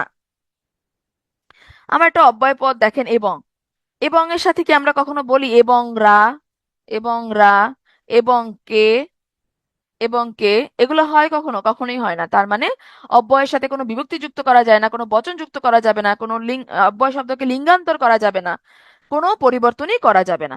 তাহলে আমরা কি বলতে পারি? যে পদ সর্বদা অপরিবর্তনীয় থেকে কি করে? বাক্যের সৌন্দর্য বৃদ্ধি করে, হ্যাঁ, অথবা বাক্যের মধ্যে, বাক্য বা বাক্যাংশের মধ্যে সংযোগ বা বিয়োগ ঘটায়, তখন আমরা তাকে অব্যয় পদ বলবো। বইয়ের সংজ্ঞাটা যদি আমি আবার একবার দেখি, যে পদ সর্বদা অপরিবর্তনীয় থেকে বাক্যের সৌন্দর্য বৃদ্ধি করে, কখনো একাধিক পদের বা বাক্যাংশের মধ্যে বা কোনো বাক্যের মধ্যে সংযোগ বা বিয়োজন ঘটায়, তখন সেটাকে আমরা অব্যয় পদ বলবো। বাংলা ভাষায় টোটাল 3 প্রকারের অব্যয় শব্দ আছে, হ্যাঁ, পদ না কিন্তু। অব্যয় পদের প্রকারের সামনে পড়বো আমরা। অব্যয় শব্দ কি কি অব্যয় শব্দ আছে ওটা বললাম। বাংলা ভাষায় মোট 3 প্রকার অব্যয় শব্দ আছে: বাংলা অব্যয় শব্দ, তৎসম অব্যয় শব্দ, বিদেশি অব্যয় শব্দ। বাংলা অব্যয় শব্দ কোনগুলো? খুব গুরুত্বপূর্ণ এই স্লাইডটা, এখান থেকে পরীক্ষায় প্রশ্ন আসে, কোনটি বাংলা অব্যয়, কোনটি তৎসম অব্যয়। হ্যাঁ, বাংলা অব্যয় শব্দ কোনগুলো? আর, আবার, ও, হ্যাঁ, না। এগুলো হচ্ছে কিন্তু বাংলা অব্যয়। আর, আবার, ও, হ্যাঁ, না। তৎসম অব্যয় কোনগুলো? যদি, যথা, সদা, সহসা, হঠাৎ। দেখেই বুঝতে পারবো তৎসম অব্যয়গুলো। অর্থাৎ, দৈবাৎ, বরং, পুনশ্চ। হ্যাঁ, মানে যুক্ত বর্ণ আছে, খণ্ডত আছে, রেফ আছে। এগুলো দেখে আপাতত, বস্তুত এগুলো হচ্ছে আমার তৎসম অব্যয় শব্দ। এই যে এবং, সুতরাং, এটা কিন্তু মেনলি তৎসম অব্যয়, ঠিক আছে? তো এগুলো সরাসরি বাংলায় চলে আসছে। বাংলায় চলে আসে এবং শব্দটা কি অর্থে ব্যবহৃত হয়? এমন। আর সুতরাং শব্দটা অত্যন্ত বা অবশ্য অর্থে ব্যবহৃত হয়, তাই না? বাংলায় এবং সমান সমান ও, মানে এবংকে আমরা ও এর সাথে সমমান ধরতে পারি, সুতরাংকে আমরা অতএবের সমমান ধরতে পারি, ঠিক আছে? এবার আসি বিদেশি অব্যয় শব্দ। বিদেশি অব্যয় কোনগুলো? আলবৎ, বহুত, খুব, সাবাস, খাসা, মাইরি, মারহাবা। এগুলো হচ্ছে আমার বিদেশি অব্যয় শব্দ। এখানে বাংলা অব্যয়গুলো মনে রাখতে হবে, তৎসম অব্যয়গুলো মনে রাখতে হবে, বিদেশি অব্যয়গুলো কষ্ট করে একটু মুখস্থ করে ফেলতে হবে। হ্যাঁ, এরপরে আসি অব্যয় পদ কত প্রকার। অব্যয় পদ হচ্ছে আমার মোট 4 প্রকার। কয় প্রকার? 4 প্রকার। কি কি? সমুচ্চয়ী অব্যয়, অনন্যয়ী অব্যয়, অনুসর্গ অব্যয়, অনুকার অব্যয়। এই সমুচ্চয়ী অব্যয়টাকে আবার 3টা ভাগে ভাগ করা হয়: সংযোজন, বিয়োজন, সংকোচন। এই সংযোজন, বিয়োজন, সংকোচনের উপর ভিত্তি করে এটাকে আবার নতুন নবম দশম শ্রেণী বোর্ড বইটাকে মানে যোজক করছে। এই অব্যয়টাকে ভেঙে এই যোজক বানাইছে। আবার এই যে অনন্যই অব্যয়, এখানে আমাদের অনুভূতি, আবেগ নিয়ে কথা বলা হয়। হ্যাঁ, তো এই অনন্যই অব্যয় থেকে আবার আবেগ পদ তৈরি করছে, আবেগ। এটা অনন্যই অব্যয়টাকে ভেঙে আবেগ করছে। আবার অনুসর্গ অব্যয়টাকে আলাদা করে, এই যে অনুসর্গটাকে আলাদা একটা পদের প্রকারভেদ দিচ্ছে। এই আর কি, ঠিক আছে? তো এইটা হচ্ছে অব্যয়টাকে ভেঙে এই 3টা প্রকারভেদ বানাইছে। তাহলে আমরা সমুচ্চয়ী অব্যয়ের পদটা একটু দেখি। সমুচ্চয়ী অব্যয় কাকে বলে? যে অব্যয় পদ একটা বাক্যের সঙ্গে অন্য একটা বাক্যের, অথবা বাক্যের মধ্যে যে পদ থাকে, বাক্যের মধ্যে যে পদ থাকে, তখন একটি পদের সাথে অন্য একটা পদের কি করবে? সংযোজন করতে পারে, বিয়োজন ঘটাইতে পারে, সংকোচন ঘটাইতে পারে, তখন সেটাকে আমরা বলবো সমুচ্চয় অব্যয়। বুঝতে পারছেন কিনা? যে অব্যয় পদগুলো একটা বাক্যের সাথে অন্য একটা বাক্যের কি ঘটাবে? সংযোজন ঘটাইতে পারে, বিয়োজন ঘটাইতে পারে, সংকোচন ঘটাইতে পারে। আবার অথবা একটা পদের সাথে অন্য একটা পদের কি করতে পারে? সংযোজন করতে পারে, বিয়োজন করতে পারে। হ্যাঁ, অথবা কি করতে পারে? সংকোচন করতে পারে, তখন সেটাকে আমরা বলবো সমুচ্চয়ী অব্যয়। এই যে সংযোজন, বিয়োজন, সংকোচন, এই 3টার উপর ভিত্তি করে এই সমুচ্চয়ী অব্যয়টাকে আবার কয় ভাগে ভাগ করা হয়েছে? 3 ভাগে ভাগ করা হয়েছে। কি কি? একটা হচ্ছে সংযোজক অব্যয়, একটা হচ্ছে বিয়োজক অব্যয়, আর একটা হচ্ছে সংকোচক অব্যয়। হ্যাঁ, সংযোজক মানে কি? বাক্যস্থিত দুটি পদের মধ্যে বা দুটি বাক্যের মধ্যে তাই, তথা, এবং, ও, সুতরাং ইত্যাদি অব্যয় যুক্ত করে যখন দুটা বাক্যকে কি করা হয়? কানেক্ট করা হয় বা সংযোগ করা হয় বা যুক্ত করা হয়, তখন সেটাকে আমরা বলবো সংযোজক অব্যয়। একটু দেখি। এটা দেখেন, প্রথম উদাহরণটার দিকে খেয়াল করেন। উচ্চ পদ সবাই চায়, সামাজিক মর্যাদা সবাই চায়। এই দুটো আলাদা আলাদা বাক্য ছিল। উচ্চ পদ সবাই চায়, সামাজিক মর্যাদা উচ্চ পদ সকলেই চায়, এটা একটা বাক্য। সামাজিক মর্যাদা সকলেই চায়, এটা একটা বাক্য। দুটো আলাদা আলাদা বাক্য ছিল। এই দুইটা আলাদা বাক্যকে মাঝখানে একটা ও অব্যয় যোগ করে আমরা একসাথে লিখে ফেললাম, উচ্চ পদ ও সামাজিক মর্যাদা সকলেই চায়। তার মানে ও অব্যয়টা দ্বারা কি করলো? দুটা বাক্যকে কি করলো? সংযোগ করে ফেললো, যুক্ত করে ফেললো। তাহলে এটা হবে সংযোজক অব্যয়ের উদাহরণ, সংযোজন। হ্যাঁ, তিনি সৎ তাই সকলেই তাকে শ্রদ্ধা করে। সংযোজনের ক্ষেত্রে মাথায় রাখবেন প্লাস যুক্ত হবে, ঠিক আছে? সংযোজনের ক্ষেত্রে প্লাস দিয়ে মনে রাখবেন। তিনি সৎ, এটা একটা আলাদা বাক্য। সকলে তাকে শ্রদ্ধা করে, এটা একটা আলাদা বাক্য। তিনি সৎ একটা বাক্য, সকলে তাকে শ্রদ্ধা করে একটা বাক্য। এই দুইটা বাক্যকে তাই অব্যয়টা দ্বারা একসাথে যুক্ত করে দেওয়া হলো। যেমন দেখেন, তিনি সৎ তাই সকলেই তাকে শ্রদ্ধা করে। স্ক্রিন দেখা যাচ্ছে, আপনার হয়তো নেটওয়ার্কের সমস্যা, লিভ নিয়ে আবার জয়েন করুন। তিনি সৎ, তাই সকলেই তাকে শ্রদ্ধা করে। ঠিক আছে, এখানেও প্লাস হয়ে যাচ্ছে। এবার আসি বিয়োজন কিভাবে ঘটায়। একটা একটা দুর্ঘটনা ঘটে গেছে, এখন আমি জানি না, আমি জানি না এখানে কে এই কাজটা করছে। বিয়োজন বলতে কে কাকে বোঝাবে? বিকল্প বোঝাবে। হ্যাঁ, বিয়োজন, বিকল্প বিয়োজন ঘটাবে। দেখেন, আমি কি বললাম, একটা দুর্ঘটনা ঘটছে, এখন এখানে কে সরাসরি দায়ী আমি জানি না। আমি বললাম হয় এই কাজটা হাসেম করছে অথবা কাশেম করছে। হ্যাঁ, দুইজনের মধ্যে যে কোনো একজন করছে। তো এটাকে এটাকে যদি, এটা একটা বিকল্প সম্পর্ক নির্দেশ করবে, খুব সহজেই মনে রাখবো, এটা একটা বিকল্প সম্পর্ক নির্দেশ করবে, হয় কাশেম না হয় হাসেম। কাশেমের বিকল্প কে হইতে পারে? হাসেম হইতে পারে। তাহলে আমি যদি এভাবে বলি, হাসেম কিংবা কাশেমের জন্য দায়ী, অর্থাৎ বিয়োজক অব্যয় হিসেবে কোনগুলো ব্যবহৃত হইতে পারে? বিয়োজক অব্যয় হিসেবে ব্যবহৃত হইতে পারে বা, অথবা, কিংবা, হ্যাঁ, কিংবা, নতুবা, এগুলো হচ্ছে বিয়োজক অব্যয় হিসেবে ব্যবহৃত হইতে পারে। তাহলে দেখেন, হাসেম কিংবা কাসেম এর জন্য দায়ী, তাহলে এটা কোন অব্যয় হবে? বিয়োজন অব্যয় হবে, কারণ এটা বিকল্প বোঝাচ্ছে। আবার আমি যদি বলি মন্ত্রের সাধন কিংবা শরীর পাতন, হয় মন্ত্রের সাধন অথবা শরীর পাতন হবে। তো এটাও কি হচ্ছে? এটা বিকল্প সম্পর্ক বোঝাচ্ছে, তাহলে এটা কি হবে? বিয়োজক অব্যয়ের উদাহরণ হবে। এরপরে সে সংকোচন অব্যয়। সংকোচন অব্যয়টা সহজে আমরা কিভাবে চিনব? প্রথম বাক্যস্থিত দুটি পদ বা দুটি বাক্যের মধ্যে কি করবে? বাক্যের দুটি অংশের মধ্যে কি করবে? সংযোগ ঘটায়া কি করবে? প্রথম অংশের সঙ্গে দ্বিতীয় অংশের একটা বিরোধ সম্পর্ক প্রকাশ করবে। প্রথম অংশের সাথে দ্বিতীয় অংশে একটা কন্ট্রাস্ট তৈরি করে দিবে, একটা বিরোধ সম্পর্ক, একটা বিরোধ সম্পর্ক প্রকাশ করবে। যেমন আমি বললাম তিনি বিদ্বান, সে বিদ্বান, হ্যাঁ সে অনেক কিছু জানে, কিন্তু সৎ ব্যক্তি নন, অথচ সৎ ব্যক্তি নন। এটা কি করলো? প্রথম অংশের সাথে দ্বিতীয় অংশের একটা বিরোধ তৈরি করে দিল না? ছেলেটা মেধাবী, কিন্তু পড়ালেখা করে না, কেমন হইলো? প্রথম অংশের সাথে দ্বিতীয় অংশটা একটা বিরোধ তৈরি করে দিল। মানে এখানেও বাক্যের কি করবে? সংযোগ ঘটাবে, দুটি বাক্যের দুটো অংশের মধ্যে সংযোগ ঘটাবে, কিন্তু প্রথম অংশের সাথে দ্বিতীয় অংশের বক্তব্যের একটা বিরোধ প্রকাশ পাবে, তখন সেটাকে আমরা বলবো সংকোচন অব্যয় বা সংকোচক অব্যয়। হ্যাঁ, দেখেন, আহ পলাশ ফুলটা দেখতে সুন্দর কিন্তু গন্ধহীন। এত মেঘ হলো কিন্তু, বা তবু বৃষ্টি হলো না। মেঘ হয়েছে তবে বৃষ্টি হয় নাই।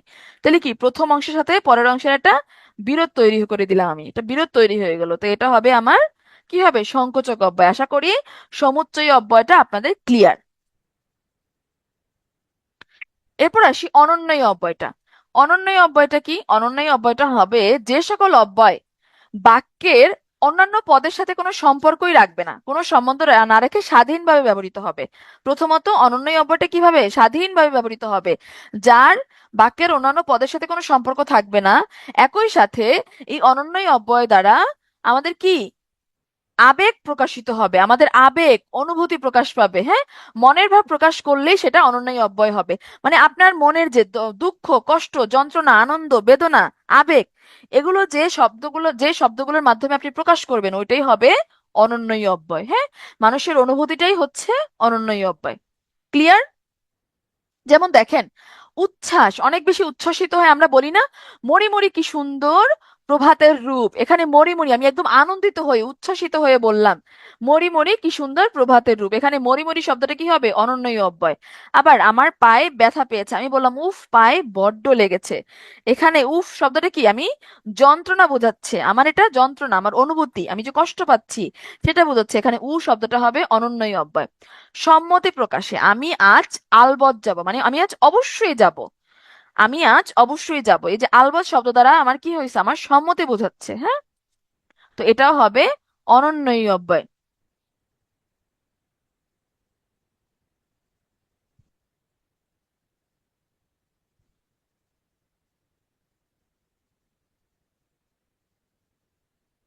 এরপর দেখেন অনুমোদন প্রকাশে, যে আমাকে একজন বলা হলো যে তুমি কি কালকে ঢাকা যাবা? আমি বললাম আপনি যখন বলছেন বেশ, তো আমি যাব, আপনি যখন বলছেন তাহলে আমি যাব। তো এটা, এই যে আপনি যখন বলছেন, আপনি বলার কারণে বেশ, তো আমি যাব, আমি যাব, এই যে আমি কি করলাম, অনুমোদন দিলাম, তার কথা আমি অনুমোদন দিলাম। তো এগুলো হচ্ছে অনুমোদন প্রকাশিত। অনন্যই অব্যয়টা আশা করি বুঝতে পারছেন। অনন্যই অব্যয়টাকে কি বলি আমরা, এটাকে, এটাই হচ্ছে আবেগ শব্দ। আমি বললাম না নবম দশম শ্রেণী বোর্ড বইটাকে, বোর্ড বইতে এই অনন্যই অব্যয়টা কি ভেঙে আবেগ নামে আলাদা একটা পদ তৈরি করছে। হ্যাঁ, তাহলে অনন্যই অব্যয়টা কি? যে পদ বাক্যের অন্যান্য পদের সাথে কোনো সম্পর্ক না রেখে স্বাধীনভাবে ব্যবহৃত হবে এবং যে পদের সাহায্যে আমাদের মনের অনুভূতি প্রকাশ পাবে, সেটাই হবে অনন্যই অব্যয়। অব্যয়।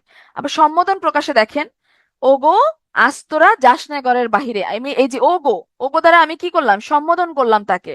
ওগো দ্বারা আমি তাকে সম্বোধন করলাম, এখানে ওগো হবে আমার সম্বোধন অব্যয়।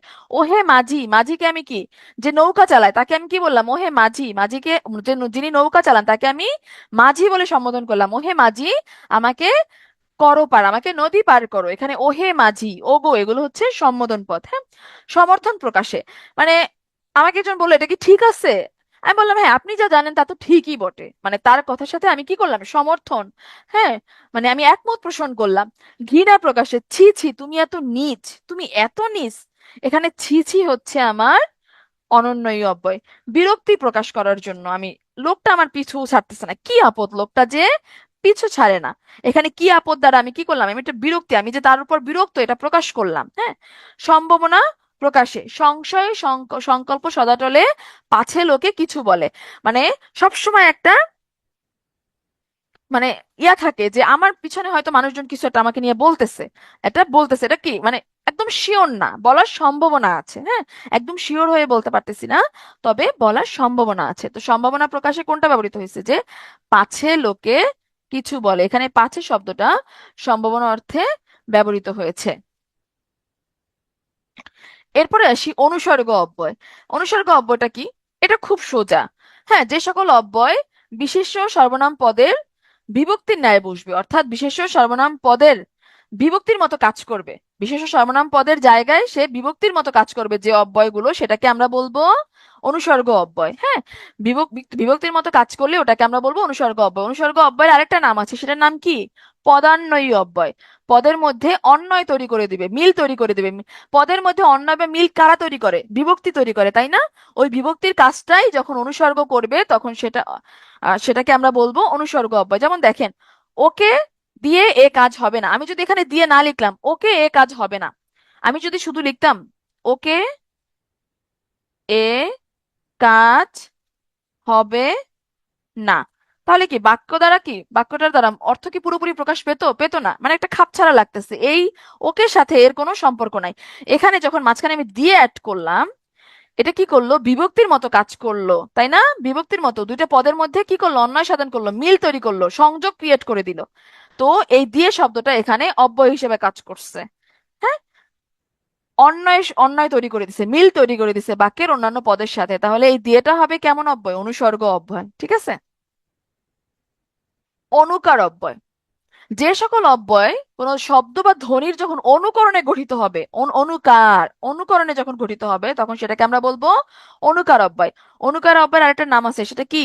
ধন্যাত্মক অব্যয়। অনুকার অব্যয়ের আরেকটা নাম হচ্ছে আমার ধন্যাত্মক অব্যয়। যেমন যে কোনো শব্দ, কোনো বজ্রের ধ্বনির নাম কি? কর্কর। হ্যাঁ, এই কর্কর হচ্ছে আমার অনুকার অব্যয়। আবার মেঘের গর্জনের নাম কি? গুড়গুড়। হ্যাঁ, শুকনো পাতা শব্দের নাম কি? মর্মর। নুপুরের আওয়াজের নাম কি? রুমঝুম। বৃষ্টির ধ্বনির নাম কি? ঝুমঝুম। এগুলো সবই হচ্ছে আমার অনুকার অব্যয়। হ্যাঁ, অনুকার অব্যয়। আবার অনুভূতিমূলক, আমাদের যে আমরা মানুষ হিসেবে যে আমাদের যে অনুভূতিগুলো হয়, এই অনুভূতিমূলক অব্যয়গুলো কিন্তু অনুকার অব্যয়ের অন্তর্ভুক্ত। যেমন আমরা বলি না ভয়ে গা ছমছম করছে, তারপরে রোদে হচ্ছে ঝাঁঝা, মানে চারদিক ঝাঁঝা করছে, ঝাঁঝালো রোদ। হ্যাঁ, এটা হচ্ছে প্রখরতা বোঝাতে আমরা ব্যবহার করি। খা খা, মানে চারদিক খা খা করছে, মানে কি কোনো লোকজন নাই, একদম শূন্যতায় ভরপুর। কচকচ, কোনো কিছু এই যে আমরা পলিথিন টলিথিন যদি আমরা ইয়া করি তখন কচকচ শব্দ হয় না, কটকট। চকচক, খটখট, টনটন, ঝলমল, টলমল, এগুলো হচ্ছে আমার অনুভূতিমূলক অব্যয়, এগুলো অনুকার অব্যয়ের শ্রেণীভুক্ত। হ্যাঁ, এবার সে যোজক, ওই যে নতুন নবম দশম শ্রেণী বোর্ড বইতে যে যোজক, আবেগ, ক্রিয়া বিশেষণ আসছে, ওগুলো আমরা একটু দেখবো। এটা আমরা এখন পারবেন, যেহেতু আমরা সংযোগ বিয়োজক অব্যয় সংকোচক অব্যয় খুব ভালোভাবে দেখে আসছি। এখন আমরা এগুলো খুব ভালোভাবে বুঝতে পারবো। যেমন দেখেন, পদ বর্গ বা বাক্যকে যেসব শব্দ যুক্ত করে যুক্ত করা মানেই যোজক, যেগুলো হচ্ছে যুক্ত করবে সেগুলোকে আমরা বলবো যোজক। এখন যোজক হিসেবে কি কি ব্যবহৃত হইতে পারে? এবং হইতে পারে, ও হইতে পারে, আর হইতে পারে, অথবা হইতে পারে, তবু হইতে পারে, সুতরাং, কারণ, তবে, এগুলো যোজক হিসেবে ব্যবহৃত হইতে পারে। কিভাবে আমরা একটু দেখি। সাধারণ যোজক।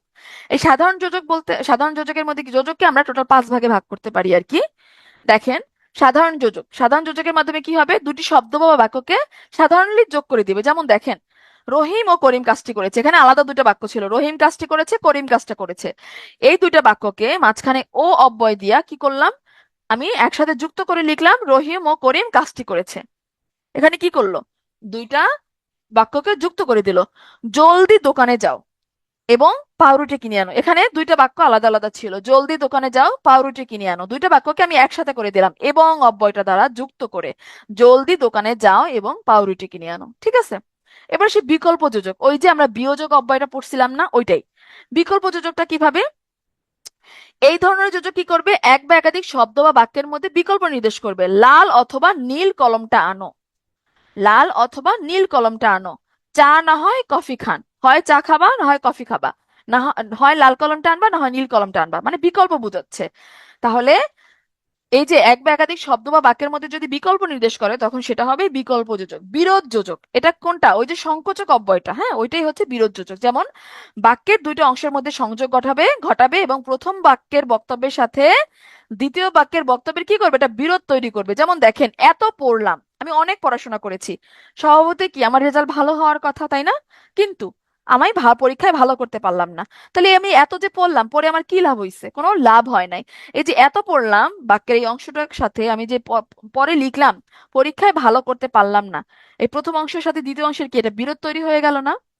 যখন মানে কথায় এবং কাজে মিল না থাকবে, প্রথম অংশটা ভালো, এটা পজিটিভ দিক ছিল, পরের অংশটা কি এটা নেগেটিভ দিক, তাহলে কি এটা বিরোধ তৈরি করে দিল। তাকে আসতে বললাম তবু এলো না, তাকে আমি আসতে বলছি, সে তো আসবে, তার আসার কথা, কিন্তু সে এলো না। তাহলে কি প্রথম অংশটার সাথে পরের অংশটা এটা বিরোধ তৈরি হয়ে গেল। আশা করি বিরোধ যোজকটা ক্লিয়ার, কারণ এটা আমি এখানে আর এত সময় দিলাম না, কারণ এটা আমি অলরেডি, আমরা কিন্তু ওই যে সমুচ্চয় অব্যয়ের মধ্যে পড়ে আসছি। কারণ যোজক, কারণ যোজকের মধ্যে কি, এক্ষেত্রেও বাক্যের দুইটা অংশের মধ্যে সংযোগ ঘটাবে, কিন্তু সেই সংযোগ ঘটানোর পেছনে একটা কারণ থাকবে, একটা কারণ থাকবে। যেমন বাজারে এই পণ্যের চাহিদা বেড়ে গেছে,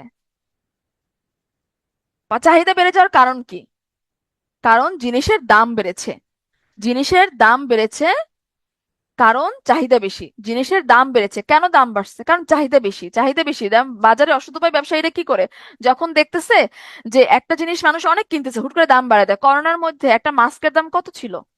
ওই সময়টাতে আমাদের সবারই মাস্ক দরকার ছিল, হ্যান্ড ওয়াশ দরকার ছিল। মনে আছে এক একটা মাস্কের দাম কত ছিল? একটা হ্যান্ড ওয়াশ তো পাওয়াই যাইতো না, ইভেন পাওয়া গেলেও দাম অনেক বেশি ছিল।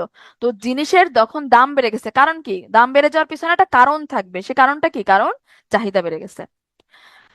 আমাকে যেতে হবে, আমার বসার সময় নাই, বসার সময় নাই, কেন সময় নাই, কারণ আমার একটা এমার্জেন্সি কাজ আছে, আমাকে এখনই যেতে হবে। তো এই যে আমার যে বসার সময় নাই, এটার পিছনে আমার একটা কারণ আছে, কারণ আমার একটা এমার্জেন্সি কাজ আছে, আমাকে যেতে হচ্ছে। তো এই যে বাক্যের দুইটা অংশের মধ্যে আমি সংযোগ ঘটাবো, এই সংযোগ ঘটানোর পেছনে একটা কারণ থাকতে হবে, তখন সেটাকে আমরা বলবো কারণ যোজক। সাপেক্ষ যোজক মানে একটা আরেকটার পরিপূরক হিসেবে ব্যবহৃত হবে এই যোজকগুলো, অথবা একটা আরেকটার উপর নির্ভরশীল থাকবে। সহজ কথায় একটা আরেকটার উপর নির্ভরশীল থাকবে। যেমন যদি রোদ ওঠে তবে রওনা দিবা, আমি আমি বাইরে যাব, এখন তো টানা কয়েকদিন ধরে বৃষ্টি পড়তেছে, তাই না? তো আমি ঠিক করলাম আমি আগামীকাল বাইরে যাব, এখন এই বাইরে যাওয়াটা কিসের উপর নির্ভর করতেছে? রোদের উপর। যদি রোদ ওঠে তাইলে আমি বাইরে যাব। তো একটা আরেকটার পরিপূরক হিসেবে কাজ করতেছে, একজন আরেকজনের উপর নির্ভরশীল। আর যতই পড়ছি ততই নতুন করে জানছি, আমি নতুন করে জানতেছি, কেন জানতেছি, কারণ আমি অনেক বেশি পড়তেছি। এই যে নতুন করে জানাটা কিসের উপর নির্ভরশীল?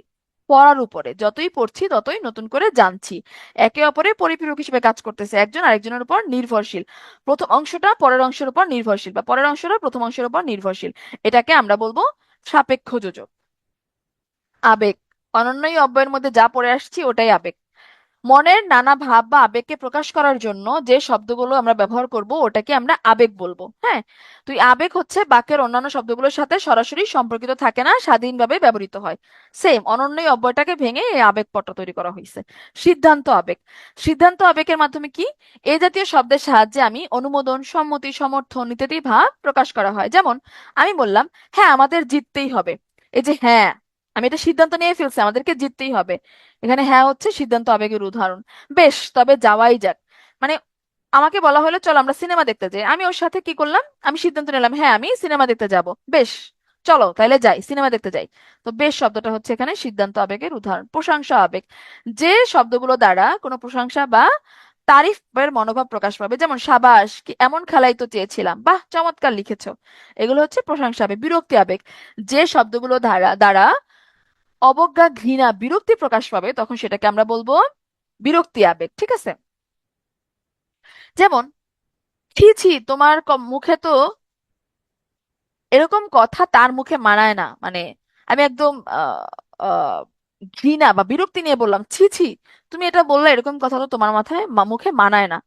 জ্বালা, তোমাকে নিয়ে আর পারি না, তোমাকে নিয়ে আর পারতেছি না, মানে বিরক্তি নিয়ে যে তুমি আমাকে এত জ্বালাইতেছো, ধুর জ্বালা, তোমাকে নিয়ে আর পারি না। তো এখানে কি প্রকাশ পাচ্ছে, বিরক্তি প্রকাশ পাচ্ছে।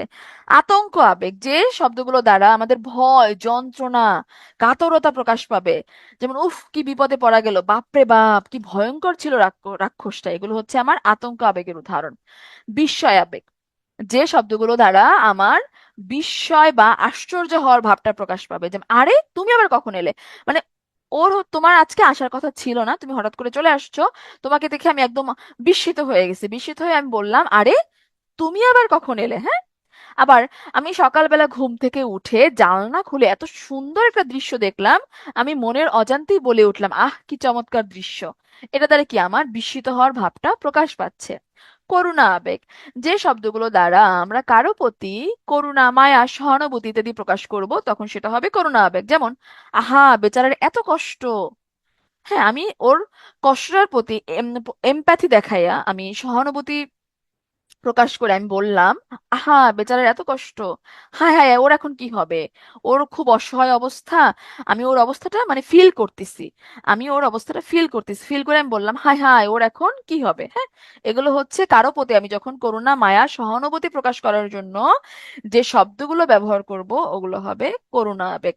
সম্বোধন আবেগ, এটা আমরা অলরেডি পড়ে আসছি, কিন্তু সম্বোধন আবেগ কোনো কিছু সম্বোধন করার জন্য বা আহ্বান করার জন্য আমরা যে শব্দগুলো ব্যবহার করতে পারি, হে বন্ধু তোমাকে অভিনন্দন, তোমাকে অভিনন্দন, আমি আমার বন্ধুকে অভিনন্দন জানিয়েছি, সেখানে আমি সম্বোধন করে কি বললাম, হে বন্ধু তোমাকে অভিনন্দন। আবার ওগো তোরা জয়ধ্বনি কর। হ্যাঁ, যেমন আজকে আর্জেন্টিনা জিতে যাবে, জিতে গেলে আমরা কি বলবো, আমরা তো আমরা কি করব, জয়ধ্বনি করব। তো ওটাকে আমরা এভাবে যদি বলি, সম্বোধন করে যদি বলি ওগো তোরা জয়ধ্বনি কর। অলংকার আবেগ। এখানে ব্যাপারটা হইছে অলংকার আবেগের মেনলি বাক্যের মধ্যে কোনো উল্লেখযোগ্য কাজ নাই। অলংকার, অলংকার আমরা যদি নাও পড়ি কোনো সমস্যা আছে, আমরা সাজগোজের জন্য অলংকার ব্যবহার করি, কিন্তু অলংকার পড়লে আমাকে দেখতে একটু সুন্দর লাগবে, কিন্তু না পড়লে কি কোনো সম্পর্ক সমস্যা আছে, নাই। তো ব্যাপারটা অলংকার আবেগের ক্ষেত্রে ব্যাপারটা এরকম, এগুলো হচ্ছে বাক্যে না থাকলেও কোনো সমস্যা নাই, কিন্তু থাকলে বাক্যের সৌন্দর্যটা সুন্দর হয়। যেমন দেখেন, এ কথা কি বলতে আছে, এটা দ্বারা কিন্তু আমার অলরেডি বাক্যটা প্রকাশ করা হয়ে গেছে, আমি যা বলতে চাইছি ওটা প্রকাশ করা হয়ে গেছে, কিন্তু আমি বললাম ধুর, এই কথা কি বলতে আছে, এই যে ধুর শব্দটা অ্যাড করলাম, দূর শব্দটা অ্যাড করলাম, এটার কারণে কি হলো, বাক্যটা আহ দেখতে একটু সুন্দর লাগতেছে, তাই না? একটু গয়নাগাটি পরিয়ে দিলাম, দূর এই কথা কি বলতে আছে, ওসব কথা থাক, ওসব কথা থাকের সাথে আমি আরেকটু সুন্দর করার জন্য যাগ্গে, যাগ্গে ওসব কথা থাক, যাগ্গে শব্দটা অ্যাড করে দিলাম এখানে, দূর, যাগ্গে, এগুলো হচ্ছে আমার অলংকার আবেগ। ঠিক আছে? হারবে না, হারবে না। ইনশাল্লাহ হারবে না। এবার আসি ক্রিয়া বিশেষণ। ক্রিয়া বিশেষণ কোনটা আমরা আগে একটু দেখছিলাম, যেহেতু এটা নতুন নবম দশম শ্রেণীর নতুন বোর্ড বই, এটা আলাদা প্রকারভেদ, তো এটা আমি আলাদাই রেখে দিচ্ছি এই কারণে যাতে আপনাদের সাথে একটু ডিটেলস আলোচনা করতে পারি। ক্রিয়া বিশেষণ কোনটা, যে শব্দ ক্রিয়াকে মডিফাই করবে বা ক্রিয়াকে বিশেষায়িত করবে তখন সেটাকে আমরা বলবো ক্রিয়া বিশেষণ। যেমন দৌড়ায়, দৌড়ায় এখানে ক্রিয়া, হাঁটে এখানে ক্রিয়া, গান করছে, গান গাইতেছে, গান করছে এখানে ক্রিয়া। এখন ছেলেটি দৌড়ায়, কিভাবে দৌড়ায়, দ্রুত দৌড়ায়, এই দ্রুত শব্দটা কাকে মডিফাই করছে, দৌড়ায়কে, এই কারণে এটা ক্রিয়া বিশেষণ। লোকটি হাঁটে, হাঁটে হচ্ছে ক্রিয়া, কিভাবে হাঁটে, ধীরে হাঁটে। হ্যাঁ, এখানে ধীরে হচ্ছে আমার ক্রিয়া বিশেষণ। মেয়েটি গুনগুনিয়ে গান করছে, মেয়েটি গান গাইতেছে, গান গাওয়া এটা হচ্ছে তার কাজ, সে কাজ করতেছে একটা।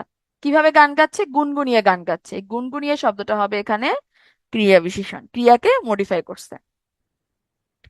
এই ক্রিয়া বিশেষণটা হচ্ছে অ্যাডভার্ব, ইংরেজি অ্যাডভার্ব। ইংরেজিতে আমরা অ্যাডভার্ব কিভাবে খুঁজে পাই বলেন তো? অ্যাডভার্ব কিভাবে আইডেন্টিফাই করি? ভার্বকে যখন আমরা প্রশ্ন করে কখন, কোথায়, কিভাবে, কেন, এগুলো দ্বারা প্রশ্ন করে যে উত্তরটা পাই সেটাই হয় অ্যাডভার্ব, তাই না? ভার্বকে যখন আমরা কখন, কোথায়, কিভাবে, কেন এগুলো দ্বারা যখন প্রশ্ন করি তখন সেটাকে আমরা বলি, সেটার উত্তরে যেটা পাই সেটা হচ্ছে অ্যাডভার্ব। বাংলা তো ক্রিয়া বিশেষণের ক্ষেত্রে সেম। ক্রিয়া বিশেষণ আমরা কিভাবে খুঁজে বের করব? এরকম কখন, কোথায়, কিভাবে, এগুলো দ্বারা, কেন, এগুলো দ্বারা প্রশ্ন করে, যেমন কখন, কোথায়, কিভাবে, কেন, এগুলো দ্বারা প্রশ্ন করলে আমরা ক্রিয়া বিশেষণ পাবো। কিভাবে দেখেন, ধরনবাচক ক্রিয়া বিশেষণ, এটা হচ্ছে ক্রিয়া বিশেষণের প্রকারভেদ। কোন ক্রিয়া কিভাবে সম্পন্ন হয়েছে সেটাকে আমরা ধরনবাচক ক্রিয়া বিশেষণ বলি।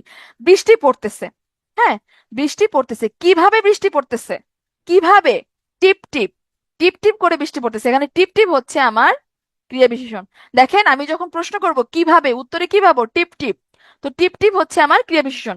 ঠিকভাবে চললে কেউ কিছু বলবে না, হ্যাঁ, কিভাবে চললে, কিভাবে চললে কি কেউ কিছু বলবে না, ঠিকভাবে চললে কেউ কিছু বলবে না। তো ঠিকভাবে হচ্ছে এখানে ধরনবাচক ক্রিয়া বিশেষণ। আবার কালবাচক ক্রিয়া বিশেষণ, কাল মানে কি? সময়। যে ক্রিয়া বিশেষণ দ্বারা ক্রিয়া সম্পাদনের কাল নির্দেশ করবে বা সময় নির্দেশ করবে তখন সেটা হবে কালবাচক ক্রিয়া বিশেষণ। এটা আমরা কিভাবে পাবো? যখন ভার্বকে কখন, কখন এই ধরনবাচক ক্রিয়া বিশেষণে বের করার জন্য আমি কিভাবে প্রশ্ন করব, কিভাবে দ্বারা প্রশ্ন করব, উত্তরে যেটা পাবো সেটা হবে ধরনবাচক ক্রিয়া বিশেষণ। কালবাচক ক্রিয়া বিশেষণের ক্ষেত্রে আমরা কখন দ্বারা প্রশ্ন করব, হ্যাঁ, তার উত্তরে যেটা পাবো সেটা হবে কালবাচক বা সময়বাচক ক্রিয়া বিশেষণ। যেমন আজকাল ফুলের চেয়ে ফলের দাম বেশি, ফুলের চেয়ে ফলের দাম বেশি কখন, কখন? আজকাল। হ্যাঁ, সে হাজির হয়, কখন হাজির হয়? যথাসময়ে। বসন্তে ফুল ফোটে, কখন ফুল ফোটে? বসন্তে। এই যে আজকাল, যথাসময়ে, বসন্তে, এগুলো কি হবে? কালবাচক ক্রিয়া বিশেষণ। হ্যাঁ, স্থানবাচক ক্রিয়া বিশেষণ। স্থানবাচক ক্রিয়া বিশেষণ আমি কিভাবে বের করব? যখন ক্রিয়াকে বা ভার্বকে কোথায় দ্বারা প্রশ্ন করব। কোথায় দ্বারা প্রশ্ন করলে উত্তরে যেটা পাবো সেটা হবে আমার স্থানবাচক ক্রিয়া বিশেষণ। যেমন মিছিলটি সামনে এগিয়ে যায়, মিছিলটি এগিয়ে যাচ্ছে, কোথায় এগিয়ে যাচ্ছে? সামনে এগিয়ে যাচ্ছে, সামনে আমার স্থানবাচক ক্রিয়া বিশেষণ। তাকে কোথাও খুঁজে পাওয়া যাচ্ছে না, তাকে খুঁজে পাওয়া যাচ্ছে না কোথাও, এই কোথাও শব্দটা হচ্ছে স্থানবাচক ক্রিয়া বিশেষণ। এরপর আসি নেতিবাচক ক্রিয়া বিশেষণ। হ্যাঁ, এটা হচ্ছে বের করার শর্টকাট কোনো ওয়ে নাই, জাস্ট এটা খুব সোজা। দেখেন নেতিবাচক ক্রিয়া বিশেষণ কোনটা হবে? না, নি, না, নি।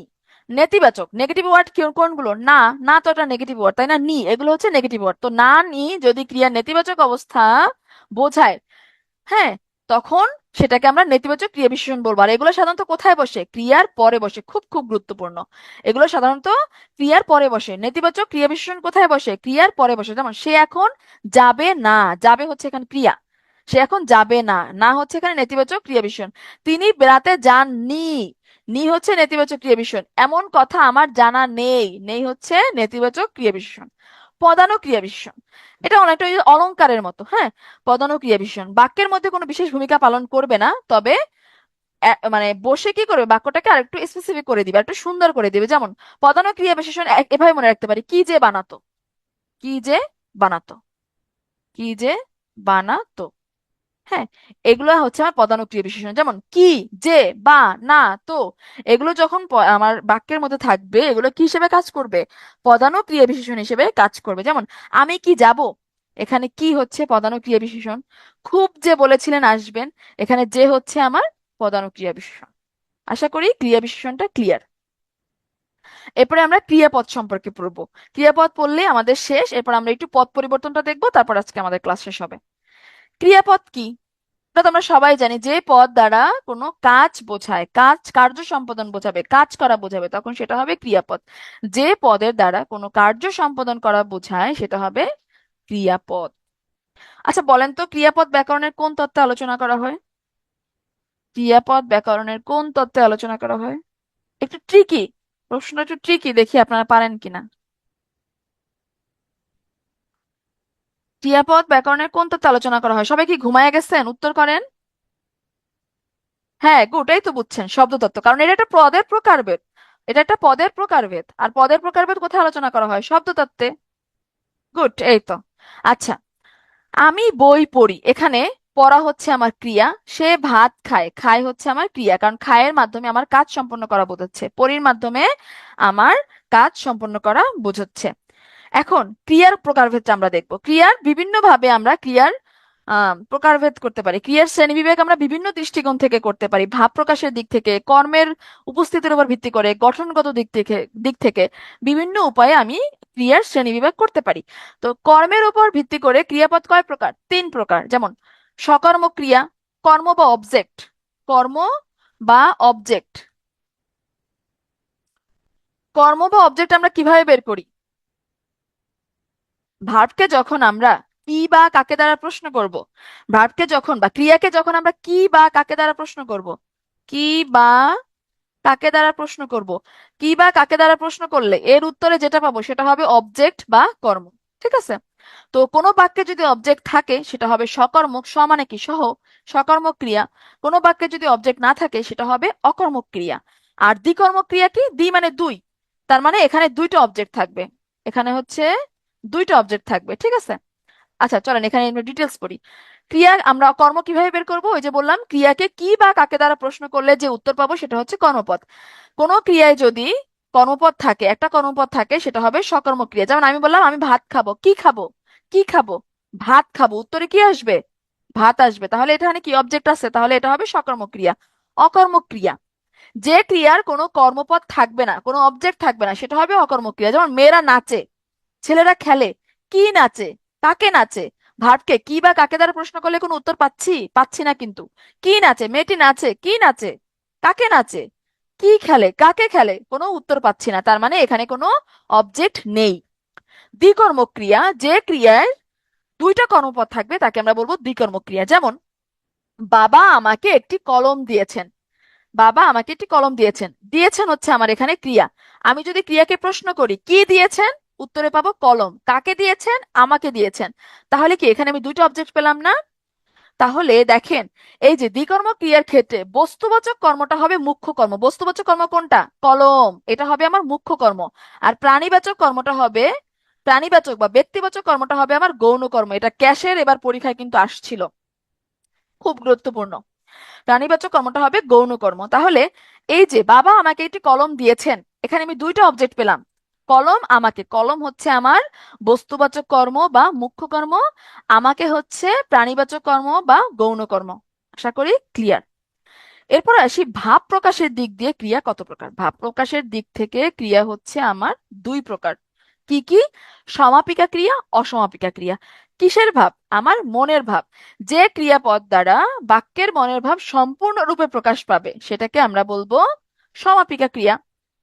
আমি যেটা বলতে চাচ্ছি সেটা পুরোপুরি যদি বোঝাতে পারি, আমার মনের ভাবটা যদি সম্পূর্ণরূপে প্রকাশ পায়, তখন সেটা হবে সমাপিকা ক্রিয়া। যেমন ছেলেরা খেলা করছে, মেয়েরা ফুল তুলছে, এখানে আমার এই বাক্যগুলো দ্বারা আমার মনের ভাব পুরোপুরি প্রকাশ পাচ্ছে।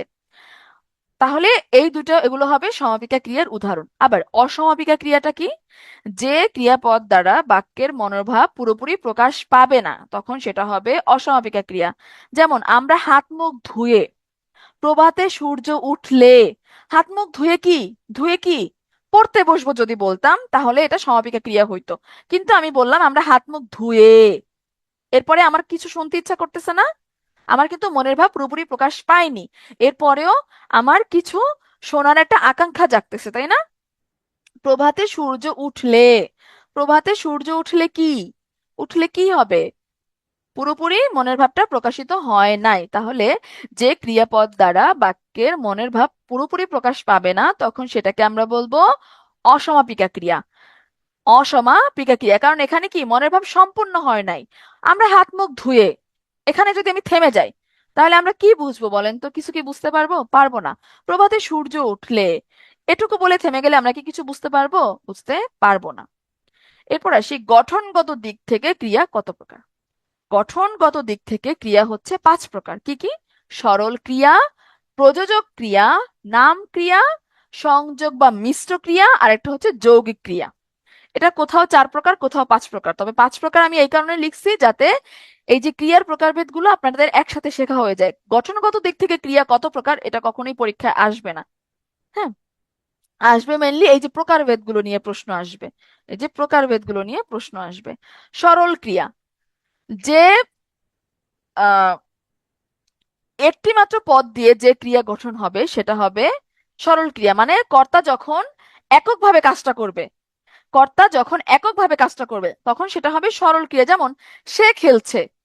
হ্যাঁ, সে খেলছে, এখানে খেলার কাজটা সে নিজেই করতেছে একজন। ছেলেরা মাঠে খেলছে, ছেলেরা এখানে ছেলেরাই খেলতেছে, অন্য আর কেউ কিন্তু খেলতেছে না। হ্যাঁ, কর্তা এককভাবে কাজটা কন্টিনিউ করতেছে, তখন সেটাকে আমরা বলবো সরল ক্রিয়া। সে খেলছে, সে লিখছে, ছেলেরা মাঠে খেলছে, সে পড়ছে, হ্যাঁ, সে স্কুলে যাচ্ছে। এখানে একটা মাত্র একটা মাত্র পদ দিয়েই যখন ক্রিয়া গঠন হবে। হ্যাঁ, এই যে সে লিখছে, লেখার কাজটা সেই করতেছে, ছেলেরা মাঠে খেলছে।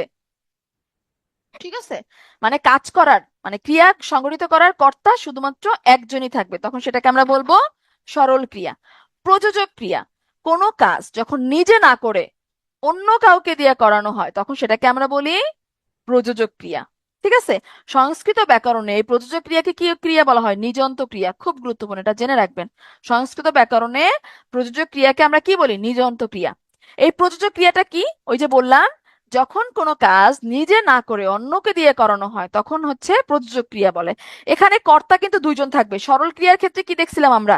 কর্তা কিন্তু একজন থাকতেছে, কর্তা একজন থাকে, একজন যে কোনো একজন কাজ করে সরল ক্রিয়ার ক্ষেত্রে। প্রযোজক ক্রিয়ার ক্ষেত্রে কি? দুইজন কাজ করে, একজন প্রত্যক্ষভাবে, একজন পরোক্ষভাবে। হ্যাঁ, কর্তা কিন্তু দুইজন। যেমন শিক্ষক ছাত্রদের পড়াচ্ছেন, আমি আপনাদেরকে পড়াচ্ছি, আমি আপনাদেরকে পড়াচ্ছি, কিন্তু পড়তেছে কে? পড়তেছেন কিন্তু আপনারা। আমি পড়াচ্ছি, হ্যাঁ, এখন আমি তো এখন বলতে পারেন ম্যাম আপনি তো বলতেছেন কোনো, আপনি তো এগুলো উচ্চারণ করে করে আমাদেরকে পড়াচ্ছেন। হ্যাঁ, আমি পড়াচ্ছি, এটা আমিও একটা কাজ করতেছি, কিন্তু এক্স্যাক্টলি পড়তেছেন বা শিখতেছেন কারা? আপনারা। আমি যে কাজটা করতেছি এটা কাদের উপরে অ্যাপ্লাই করতেছি? আপনাদের উপরে, তাই না? আপনারাও কিন্তু কাজ করতেছেন, আপনারা আমার সাথে সাথে কি এই পড়াটা শিখতেছেন, আপনারা পড়তেছেন, আপনারাও কিন্তু কাজ করতেছেন। তাহলে এটা কিন্তু একটা প্রযোজক ক্রিয়ার উদাহরণ। শিক্ষক ছাত্রদের পড়াচ্ছেন, এখানে শিক্ষক হবে কি? প্রযোজক কর্তা। যে ক্রিয়া, যে কর্তা ক্রিয়া প্রযোজনা করে, মানে আমি কাজটা অ্যাপ্লাই করতেছি, যে অ্যাপ্লাই করে সে হবে প্রযোজক কর্তা, আমি হব প্রযোজক কর্তা। যাদের উপর অ্যাপ্লাই করা হচ্ছে, কাদের উপর অ্যাপ্লাই করা হচ্ছে? আপনাদের উপর, আপনারা হবেন প্রযোজক কর্তা। অর্থাৎ শিক্ষক ছাত্রদের ব্যাকরণ পড়াচ্ছেন, এখানে শিক্ষক হবে প্রযোজক কর্তা, ছাত্ররা হবে প্রযোজ্য কর্তা। হ্যাঁ, আবার দেখেন, মা শিশুকে চাঁদ দেখায়, দেখানোর কাজটা কে করে? দেখানোর কাজটা কে করে? মা করে, কিন্তু দেখতেছে কে? চাঁদটা কে দেখতেছে? শিশু দেখতেছে। তাহলে মা হবে আমার প্রযোজক কর্তা, শিশু হবে প্রযোজ্য কর্তা। মা কাজটা কার উপর অ্যাপ্লাই করতেছে? শিশুর উপর অ্যাপ্লাই করতেছে। সাপুরে সাপ খেলায়, ছোটবেলায় আমরা ওই যে সাপ খেলানোর ইয়া দেখতাম, শিশু প্রযোজ্য কর্তা, রাইট। ছোটবেলায় ওই যে আমরা 2 টাকা 3 টাকা দিলে ওই যে বেদিনী ছিল, তারা বাসার সামনে এসে সাপ খেলা দেখাইতো, তাই না? সাপুরে সাপ খেলায়, এই যে সাপ খেলানোর কাজটা কে করতেছে? সাপুরে করতেছে, কিন্তু খেলতেছে কে? খেলতেছে কে? সাপ নিজে খেলতেছে। হ্যাঁ, খেলানোর কাজটা করতেছে সাপুরে, কিন্তু খেলতেছে কে? খেলতেছে কিন্তু সাপ। তাহলে কাজটা মানে নিজে না করে অন্য কারোকে দিয়ে কাজটা করায় এনেছে। সাপুরে কাকে দিয়ে কাজটা করায় এনেছে? সাপকে দিয়ে কাজটা করায় এনেছে। তাহলে সাপুরে হবে এখানে প্রযোজক, সাপুরে হবে হচ্ছে এখানে প্রযোজক। প্রযোজ্য হবে কে? প্রযোজ্য হবে হচ্ছে সাপ, কারণ তার উপর কাজটা অ্যাপ্লাই করা হচ্ছে। আশা করি প্রযোজক ক্রিয়া আপনাদের কাছে ক্লিয়ার। হ্যাঁ, এবার আসে যৌগিক ক্রিয়া। যৌগিক মানে থেকেই বুঝতে পারতেছি এখানে মানে কিছু একটা মিশ্রণ ঘটছে। কিসের মিশ্রণ ঘটছে? একটা সমাপিকা ক্রিয়া এবং একটা অসমাপিকা ক্রিয়া যদি একসাথে বসে, একসাথে বসে একটা বিশেষ অর্থ প্রকাশ করে তখন সেটাকে আমরা বলবো যৌগিক ক্রিয়া। অর্থাৎ যে বাক্যের মধ্যে সমাপিকা ক্রিয়াও থাকবে, অসমাপিকা ক্রিয়াও থাকবে, ওইটাকে আমরা বলবো যৌগিক ক্রিয়া। যেমন আমি দেখলাম, এখানে দেখেন তো, ঘটনাটা শুনে, শুনে আমি যদি এখানে থেমে যাই, এখানে থেমে গেলে কি মনের ভাব প্রকাশ পাবে? পাবে না। ঘটনাটা শুনে, শুনে কি তার মানে কি? শুনে হচ্ছে তার মানে আমার অসমাপিকা। অসমাপিকা। ঘটনাটা শুনে রাখ। আমার বাক্যের মনোভাব কিন্তু আহ পুরোপুরি প্রকাশ করা হয়েছে, আমার মনের ভাব কিন্তু পুরোপুরি প্রকাশ করা হয়ে গেছে। রাখ, রাখ হচ্ছে আমার, তাহলে এখানে কি হবে? সমাপিকা ক্রিয়া। তার মানে কি এখানে দুইটা ক্রিয়া আছে না? সমাপিকাও আছে, অসমাপিকাও আছে। তাই দেখেন, তিনি বলতে, এখানে যদি থেমে যাই, তিনি বলতে, তার মানে কি বলতে হচ্ছে আমার অসমাপিকা। আর লাগলেন, তিনি বলতে লাগলেন, লাগলেন হচ্ছে আমার সমাপিকা। আবার দেখেন, ছেলে মেয়েরা শুয়ে, শুয়ে পড়লো। শুয়ে হচ্ছে আমার অসমাপিকা, পড়লো সমাপিকা। সাইরেন বেজে, এখানে থেমে গেলে কিন্তু শেষ, মনের ভাব প্রকাশিত হচ্ছে না। কিন্তু আমি যখন উঠলো লিখলাম, সাইরেন বেজে উঠলো, বাক্যের মনোভাবটা পুরোপুরি প্রকাশ পেলো। তাহলে বেজে হবে আমার অসমাপিকা, উঠলো হচ্ছে সমাপিকা।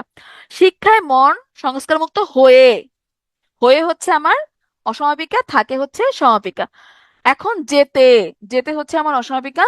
যেতে পারো, যখন যেতে পারো লিখবো তখন আমার বাক্যের মনোভাবটা পুরোপুরি প্রকাশ হয়ে যাচ্ছে।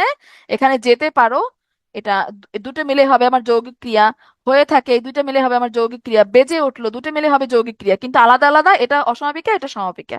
শুয়ে পড়লো যৌগিক ক্রিয়া। বলতে লাগলেন, বলতে লাগলেন একসাথে যৌগিক ক্রিয়া। ঘটনাটা শুনে রাখো, একসাথে যৌগিক ক্রিয়া, ঠিক আছে? এরপরে এই যে বললাম যে একটা সমাপিকা একটা অসমাপিকা ক্রিয়া যদি একসাথে বসে একটা বিশেষ অর্থ প্রকাশ করে, তখন সেটাকে আমরা যৌগিক ক্রিয়া বলবো। এই যে এগুলো না বিভিন্ন অর্থে ব্যবহৃত হয়। যেমন দেখেন, তাগিদ দেওয়া অর্থে, মানে আমি ওকে তাগিদ দিচ্ছি, মানে দিচ্ছি যে মানে বলি না যে তাগেদা দিচ্ছে, বরিশালের এদিকে বলে তাগেদা দিচ্ছে, হ্যাঁ হ্যাঁ। তাগিদ দেওয়া অর্থে ঘটনাটা শুনে রাখো, এটা মানে দিলাম যে ঘটনাটা শুনে রাখিও, ওকে আমি একটা মনে করাই দিলাম, তাগিদ দিলাম। নিরন্তরতা অর্থে, মানে কন্টিনিউয়াসলি, সে বলতেই আছে বলতেই আছে, তিনি বলতে লাগলেন, নিরন্তরতা মানে থামতেছে না। কার্য সমাপ্তি অর্থে, মানে কাজটা করে শুয়ে পড়ছে, মানে শুয়ে পড়ছে, কি তার কাজকর্ম শেষ। হ্যাঁ, ছেলেমেয়েরা শুয়ে পড়লো। হ্যাঁ, এই শুয়ে পড়লো দ্বারা কি বোঝাচ্ছি আমি? তার এই এই কাজে সমাপ্তি ঘটাইছে, এই কাজটার সমাপ্তি ঘটেছে। আকস্মিকতা অর্থে, হঠাৎ করে সাইরেন বেজে উঠলো। অভ্যস্ততা অর্থে, মানে শিক্ষায় মন সংস্কার মুক্ত হয়ে থাকে। এটা কি একটা মানে ইউনিভার্সাল ট্রুথ না? মানে একদম চিরন্তন সত্য, শিক্ষায় মন সংস্কার মুক্ত হয়ে থাকে অভ্যস্ততা অর্থে। আমরা শিক্ষা, শিক্ষা দীক্ষার মাধ্যমে আমরা কি করতে পারি? সংস্কার মুক্ত করতে পারি। অনুমোদন অর্থে, হ্যাঁ এখন যেতে পারো, আমি ওকে দিলাম, অ্যাপ্রুভাল দিয়ে দিলাম, অনুমোদন দিয়ে দিলাম, এখন যেতে পারো। তো এইটাই, এইগুলা অনেক সময় পরীক্ষায় আসে। এটা দেওয়ার কারণ কি? ঘটনাটা শুনে রাখো, এখানে কি অর্থে ব্যবহার করা হয়েছে? তাগিদ দেওয়ার অর্থে। তিনি বলতে লাগলেন, তিনি বলতে লাগলেন, বলতে লাগলেন, এখানে কি অর্থে ব্যবহৃত হচ্ছে? নিরন্তরতা অর্থে। এগুলো অনেক সময় পরীক্ষা আসে, এই কারণে একসাথে স্লাইডে রেখে দিলাম। তাহলে যৌগিক ক্রিয়া কি? একসাথে কি থাকবে? দুইটা ক্রিয়া থাকবে। কোন কোন ক্রিয়া? সমাপিকা ক্রিয়া আর হচ্ছে অসমাপিকা ক্রিয়া। নাম ক্রিয়া, নাম ক্রিয়ার ক্ষেত্রে তিনটা জিনিস, মানে প্রথমে একটা তিনটে শব্দ আমাকে মনে রাখতে হবে: বিশেষ্য, বিশেষণ, ধনাত্মক শব্দ বা ধনাত্মক অব্যয়। এই তিনটা জিনিস আমাকে মনে রাখতে হবে: বিশেষ্য, বিশেষণ, ধনাত্মক অব্যয়। আচ্ছা, আসলাম এই তিনটার পরে। এই তিনটার সাথে যদি বা আনো প্রত্যয় যুক্ত হয়, বা আনো প্রত্যয় যুক্ত হয়ে যে ক্রিয়া গঠিত হয়, সেটাকে আমরা বলি নাম ক্রিয়া। যেমন শব্দটা ছিল, এটা বাক হবে, সরি, শব্দটা ছিল বাক। বাক হচ্ছে আমার বিশেষণ। বাকের সাথে আমি প্রত্যয় যুক্ত করলাম, বাক এটা হয়ে যাবে নাম ধাতু। বিশেষণ, বিশেষণ বা ধনাত্মক শব্দের সাথে যখন বা আনো প্রত্যয় যুক্ত হবে, তখন সেটাকে আমরা বলবো নাম ধাতু। এই নাম ধাতু থেকে যে ক্রিয়াটা তৈরি হবে, সেটাকে আমরা বলবো নাম ক্রিয়া। নাম ধাতু থেকে বাঁকা, বাঁকা থেকে কি হয়ে গেছে? বাকিয়ে, কঞ্চিটি বাঁকাচ্ছে, বা কঞ্চিটি বাকিয়ে ধরো। এই নাম ধাতু থেকে যে ক্রিয়াটা তৈরি হবে, সেটা হবে নাম ক্রিয়া। আশা করি ক্লিয়ার। আচ্ছা, বাঁকা জোকা, আচ্ছা সমস্যা নাই, বাঁকা, একই একই ব্যাপার, একই ব্যাপার। এটা হচ্ছে একই ব্যাপার, হ্যাঁ। আচ্ছা, এরপর দেখেন, কন কন ধনাত্মক অব্যয়, তাই না? মানে কি, ধ্বনির অনুকরণে যেগুলো গঠিত হয় সেটা কি তো আমরা ধনাত্মক অব্যয় বলি। কন কন, কনকনের সাথে যখন বা আনো প্রত্যয় যুক্ত হবে, তখন সেটা হবে নাম ধাতু। এই নাম ধাতু থেকে যে ক্রিয়া তৈরি হবে, সেটা হবে নাম ক্রিয়া। দাঁতটি ব্যথায় কনকনাচ্ছে, এখানে কনকনাচ্ছে হচ্ছে আমার নাম ক্রিয়া। বেত, বেত হচ্ছে বিশেষ্য। বেত মনে আছে, যেটা দিয়ে ওই যে মানে টিচাররা পিটায়? হ্যাঁ, ওই যে বেতের জন্য আলাদা একটা, ওই বেত গাছ থেকেই মনে হয় বেত বানানো হতো না? কি যে ব্যথা, যাই হোক। বেত হচ্ছে একটা বিশেষ শব্দ। বেতের সাথে যখন প্রত্যয় যুক্ত হবে, বেত এটা হচ্ছে নাম ধাতু। এই নাম ধাতু থেকে যে ক্রিয়াটা তৈরি হবে সেটা হবে আমার নাম ক্রিয়া। শিক্ষক ছাত্রকে বেতাচ্ছেন। আশা করি ক্লিয়ার। নাম ক্রিয়াটা, নাম ক্রিয়ার ক্ষেত্রে কি কি মনে রাখবো? বিশেষ্য বিশেষণ এবং ধনাত্মক অব্যয়ের শেষে, বিশেষ্য বিশেষণ বা ধনাত্মক অব্যয়ের শেষে যদি আ বা আনো প্রত্যয় যুক্ত হয়, তাহলে আমরা নাম ধাতু পাবো। ওই নাম ধাতু থেকে যে ক্রিয়াটা তৈরি হবে বা গঠিত হবে সেটাই হবে নাম ক্রিয়া। নাম ধাতু বুঝলেই নাম ক্রিয়াটা ইজিলি বুঝতে পারবে। নাম ধাতু থেকেই আমার নাম ক্রিয়াটা আমি পাচ্ছি। এরপরে আসি মিশ্র বা সংযোগ ক্রিয়া। এখানেও ওই তিনটা জিনিস আমাকে মনে রাখতে হবে। কি কি? বিশেষ্য বিশেষণ এবং ধনাত্মক অব্যয়। বিশেষ্য বিশেষণ এবং ধনাত্মক অব্যয়ের সাথে এই শব্দগুলো একটু আলাদা করে কষ্ট করে মনে রাখতে হবে। কর, ধর, হ্যাঁ, কর, ধর, মার, ছাড়, হ, দে, পা, কাট, খা, যা ইত্যাদি ধাতু ইত্যাদি ধাতু যুক্ত হয়ে যে ক্রিয়া তৈরি হবে সেটাকে আমরা বলবো মিশ্র ক্রিয়া। যেমন আমরা দর্শন, দর্শন কি আমার ভাববাচক বিশেষ্য, তাই না? এরপরে কি দর্শনের সাথে কি যুক্ত হয়েছে? কর। আমরা তাজমহল দর্শন করলাম, তাহলে এটা কি হবে? মিশ্র বা সংযোগ ক্রিয়া। এখন গোল্লায় যাও, এখন গোল্লায় যাও, হ্যাঁ, এখানে গোল্লায় মানে উনি যে নষ্ট হয়ে গেছে, ওই নষ্ট হয়ে যাওয়ার প্রসেসটার নাম হচ্ছে গোল্লায় যাওয়া। হ্যাঁ, গোল্লায়, এটা একটা বিশেষ্য পদ। তো গোল্লায়ের পর কি ব্যবহৃত হয়েছে? যা। যা ব্যবহৃত হয়েছে, তাই না? বিশেষণের পর যদি এই আহ, ধাতুগুলো থাকে, কর, ধর, মার, ছাড়, হ, দে, পা, কাট, হ্যাঁ, তো বিশেষণের পর দেখেন তোমাকে দেখে বিশেষ প্রীত, প্রীত হচ্ছে এখানে বিশেষণ, মানে খুশি হয়ে গেলাম, প্রীত হয়ে গেলাম। প্রীতর পর কি হয়েছে? হ ধাতু যুক্ত হয়েছে, হলাম। হ ধাতু যুক্ত হয়ে হ ধাতুর সাথে মানে ক্রিয়া সম্পন্ন হয়েছে, হ ধাতুর মাধ্যমে একটা ক্রিয়া তৈরি হয়ে গেল, হলাম। ধনাত্মক অব্যয়ের পরে ঝিমঝিম, এখানে আমার ধনাত্মক অব্যয়। ধনাত্মক অব্যয়ের পরে কি? কর ধাতুর সাহায্যে একটা ক্রিয়া তৈরি হলো, করছে। এখানে করছে ক্রিয়া ধাতু কি? কর। হলাম ক্রিয়া ধাতু কি? হ। হ্যাঁ, যাও ক্রিয়া ধাতু কি? যা। ঝমঝম করে বৃষ্টি পড়ছে, ঝমঝম করে, ঝমঝম করে বৃষ্টি পড়ছে, ঝমঝম করে। ঝমঝম কি? এখানে ধনাত্মক অব্যয়। এরপরে কি? করে, কর ধাতু, কর ধাতু আসছে, করে, কর ধাতু থেকে ক্রিয়া তৈরি হয়েছে। হ্যাঁ, তাহলে মিশ্র বা সংযোগ ক্রিয়াটা কি? বিশেষ্য বিশেষণ বা ধনাত্মক অব্যয়ের সাথে যখন এই যে ধাতুগুলো একটু কষ্ট করে মুখস্থ রাখতে হবে, তাহলে ইজিলি আপনি পরীক্ষার হলে মিশ্র বা সংযোগ ক্রিয়াটা খুঁজে বের করতে পারবেন। কর, ধর, মার, ছাড়, হ, দে, পা, কাট থাকবে, তখন সেটাকে আমরা বলবো মিশ্র বা সংযোগ ক্রিয়া। আচ্ছা, পদ প্রকরণ আমার শেষ। আচ্ছা, যৌগিক ক্রিয়া তো আলাদা একটা প্রকারভেদ। যৌগিক ক্রিয়া কেন হবে? মিশ্র বা সংযোগ ক্রিয়া হচ্ছে আলাদা, যৌগিক ক্রিয়া আলাদা। যৌগিক ক্রিয়া তো আমি পড়াইলাম আমি আলাদা, এটা তো যৌগিক ক্রিয়া কেন হবে?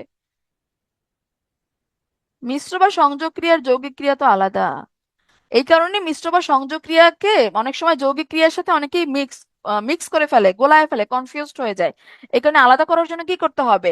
মিশ্র বা সংযোগ ক্রিয়ার যে ধাতুগুলো আছে, এই যে কর, ধর, মার, ছাড়, হ, দে, পা, কাট, খা, যা, এই ধাতুগুলো মুখস্থ করে ফেলতে হবে। এতে করে মিশ্র বা সংযোগ ক্রিয়া এই ধাতুগুলো যা চেনা থাকলে আপনি মিশ্র বা সংযোগ ক্রিয়া আলাদা, একদম আলাদা করে ফেলতে পারবেন। ঠিক আছে?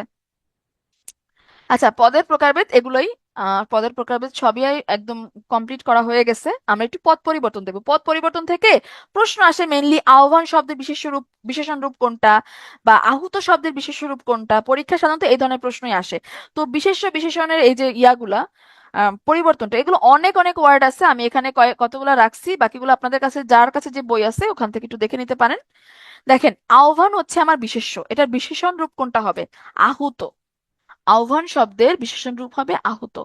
ইচ্ছা, ইচ্ছা হচ্ছে আমার বিশেষ্য, এটার বিশেষণ কি হবে? ঐচ্ছিক। দীনতা বা দৈন্য, দীনতা বা দৈন্য এটা হচ্ছে আমার বিশেষ্য, মানে ওনার অবস্থার নাম, এটা হচ্ছে ওনার অবস্থার নাম। দীনতা বা দৈন্য হচ্ছে বিশেষ্য। এটা বিশেষণ কি হবে? দিন। বিশেষণ হবে দিন। দাহ, দাহ, হ্যাঁ, দাহ হচ্ছে আমার বিশেষ্য, এটা বিশেষণ কি হবে? দাহ্য। অরণ্য, অরণ্য হচ্ছে বিশেষ্য, বিশেষণ কি হবে? আরণ্যক। হ্যাঁ, পৃথিবী, পৃথিবী বিশেষ্য, এটার বিশেষণ কি হবে? পার্থিব। অধ্যয়ন, অধ্যয়ন হচ্ছে বিশেষ্য, অধ্যয়নের বিশেষণ কি হবে? অধীত। অধ্যয়নের বিশেষণ হবে অধীত। লোভ, লোভ, লোভ হচ্ছে বিশেষ্য, এটার বিশেষণ রূপ কি হবে? লুব্ধ। দারিদ্র বা দরিদ্রতা, এই দুইটাই হচ্ছে বিশেষ্য, এটার বিশেষণ কি হবে? লোকটা দরিদ্র। লোকটা দরিদ্র, দরিদ্র হচ্ছে বিশেষণ। অনুবাদ, অনুবাদের বিশেষণ রূপ কি হবে? অনুদিত। এরপর দেখেন আসক্তি, আসক্তির বিশেষণ কি হবে? আসক্ত। আসক্তির বিশেষণ হবে আসক্ত। অনুর বিশেষণ কি হবে? অনুর বিশেষণ হবে আণবিক। অবসাদের বিশেষণ, এই যে ডিপ্রেশন, অবসাদের বিশেষণ কি হবে? অবসন্ন। অবসন্ন মন, অবসন্ন জীবন, হ্যাঁ। অবসাদের বিশেষণ হবে অবসন্ন। আলস্য, এই যে অলসতার যে মানে অলসতার যে অবস্থায় অলস অবস্থার নাম, নাম হচ্ছে আলস্য। আর এটার বিশেষণ কি হবে? অলস। সে খুব অলস, হ্যাঁ, সে খুব অলস। এখানে সে খুব অলস, এই অলস শব্দটা দ্বারা কাকে মডিফাই করা হচ্ছে? সে কে, সর্বনামকে। তো অলস কি হবে? বিশেষণ হবে। অনাদর, অনাদরের বিশেষণ কি হবে? অনাদৃত। অনাদরের বিশেষণ হবে হচ্ছে অনাদৃত। এই পর্যন্তই।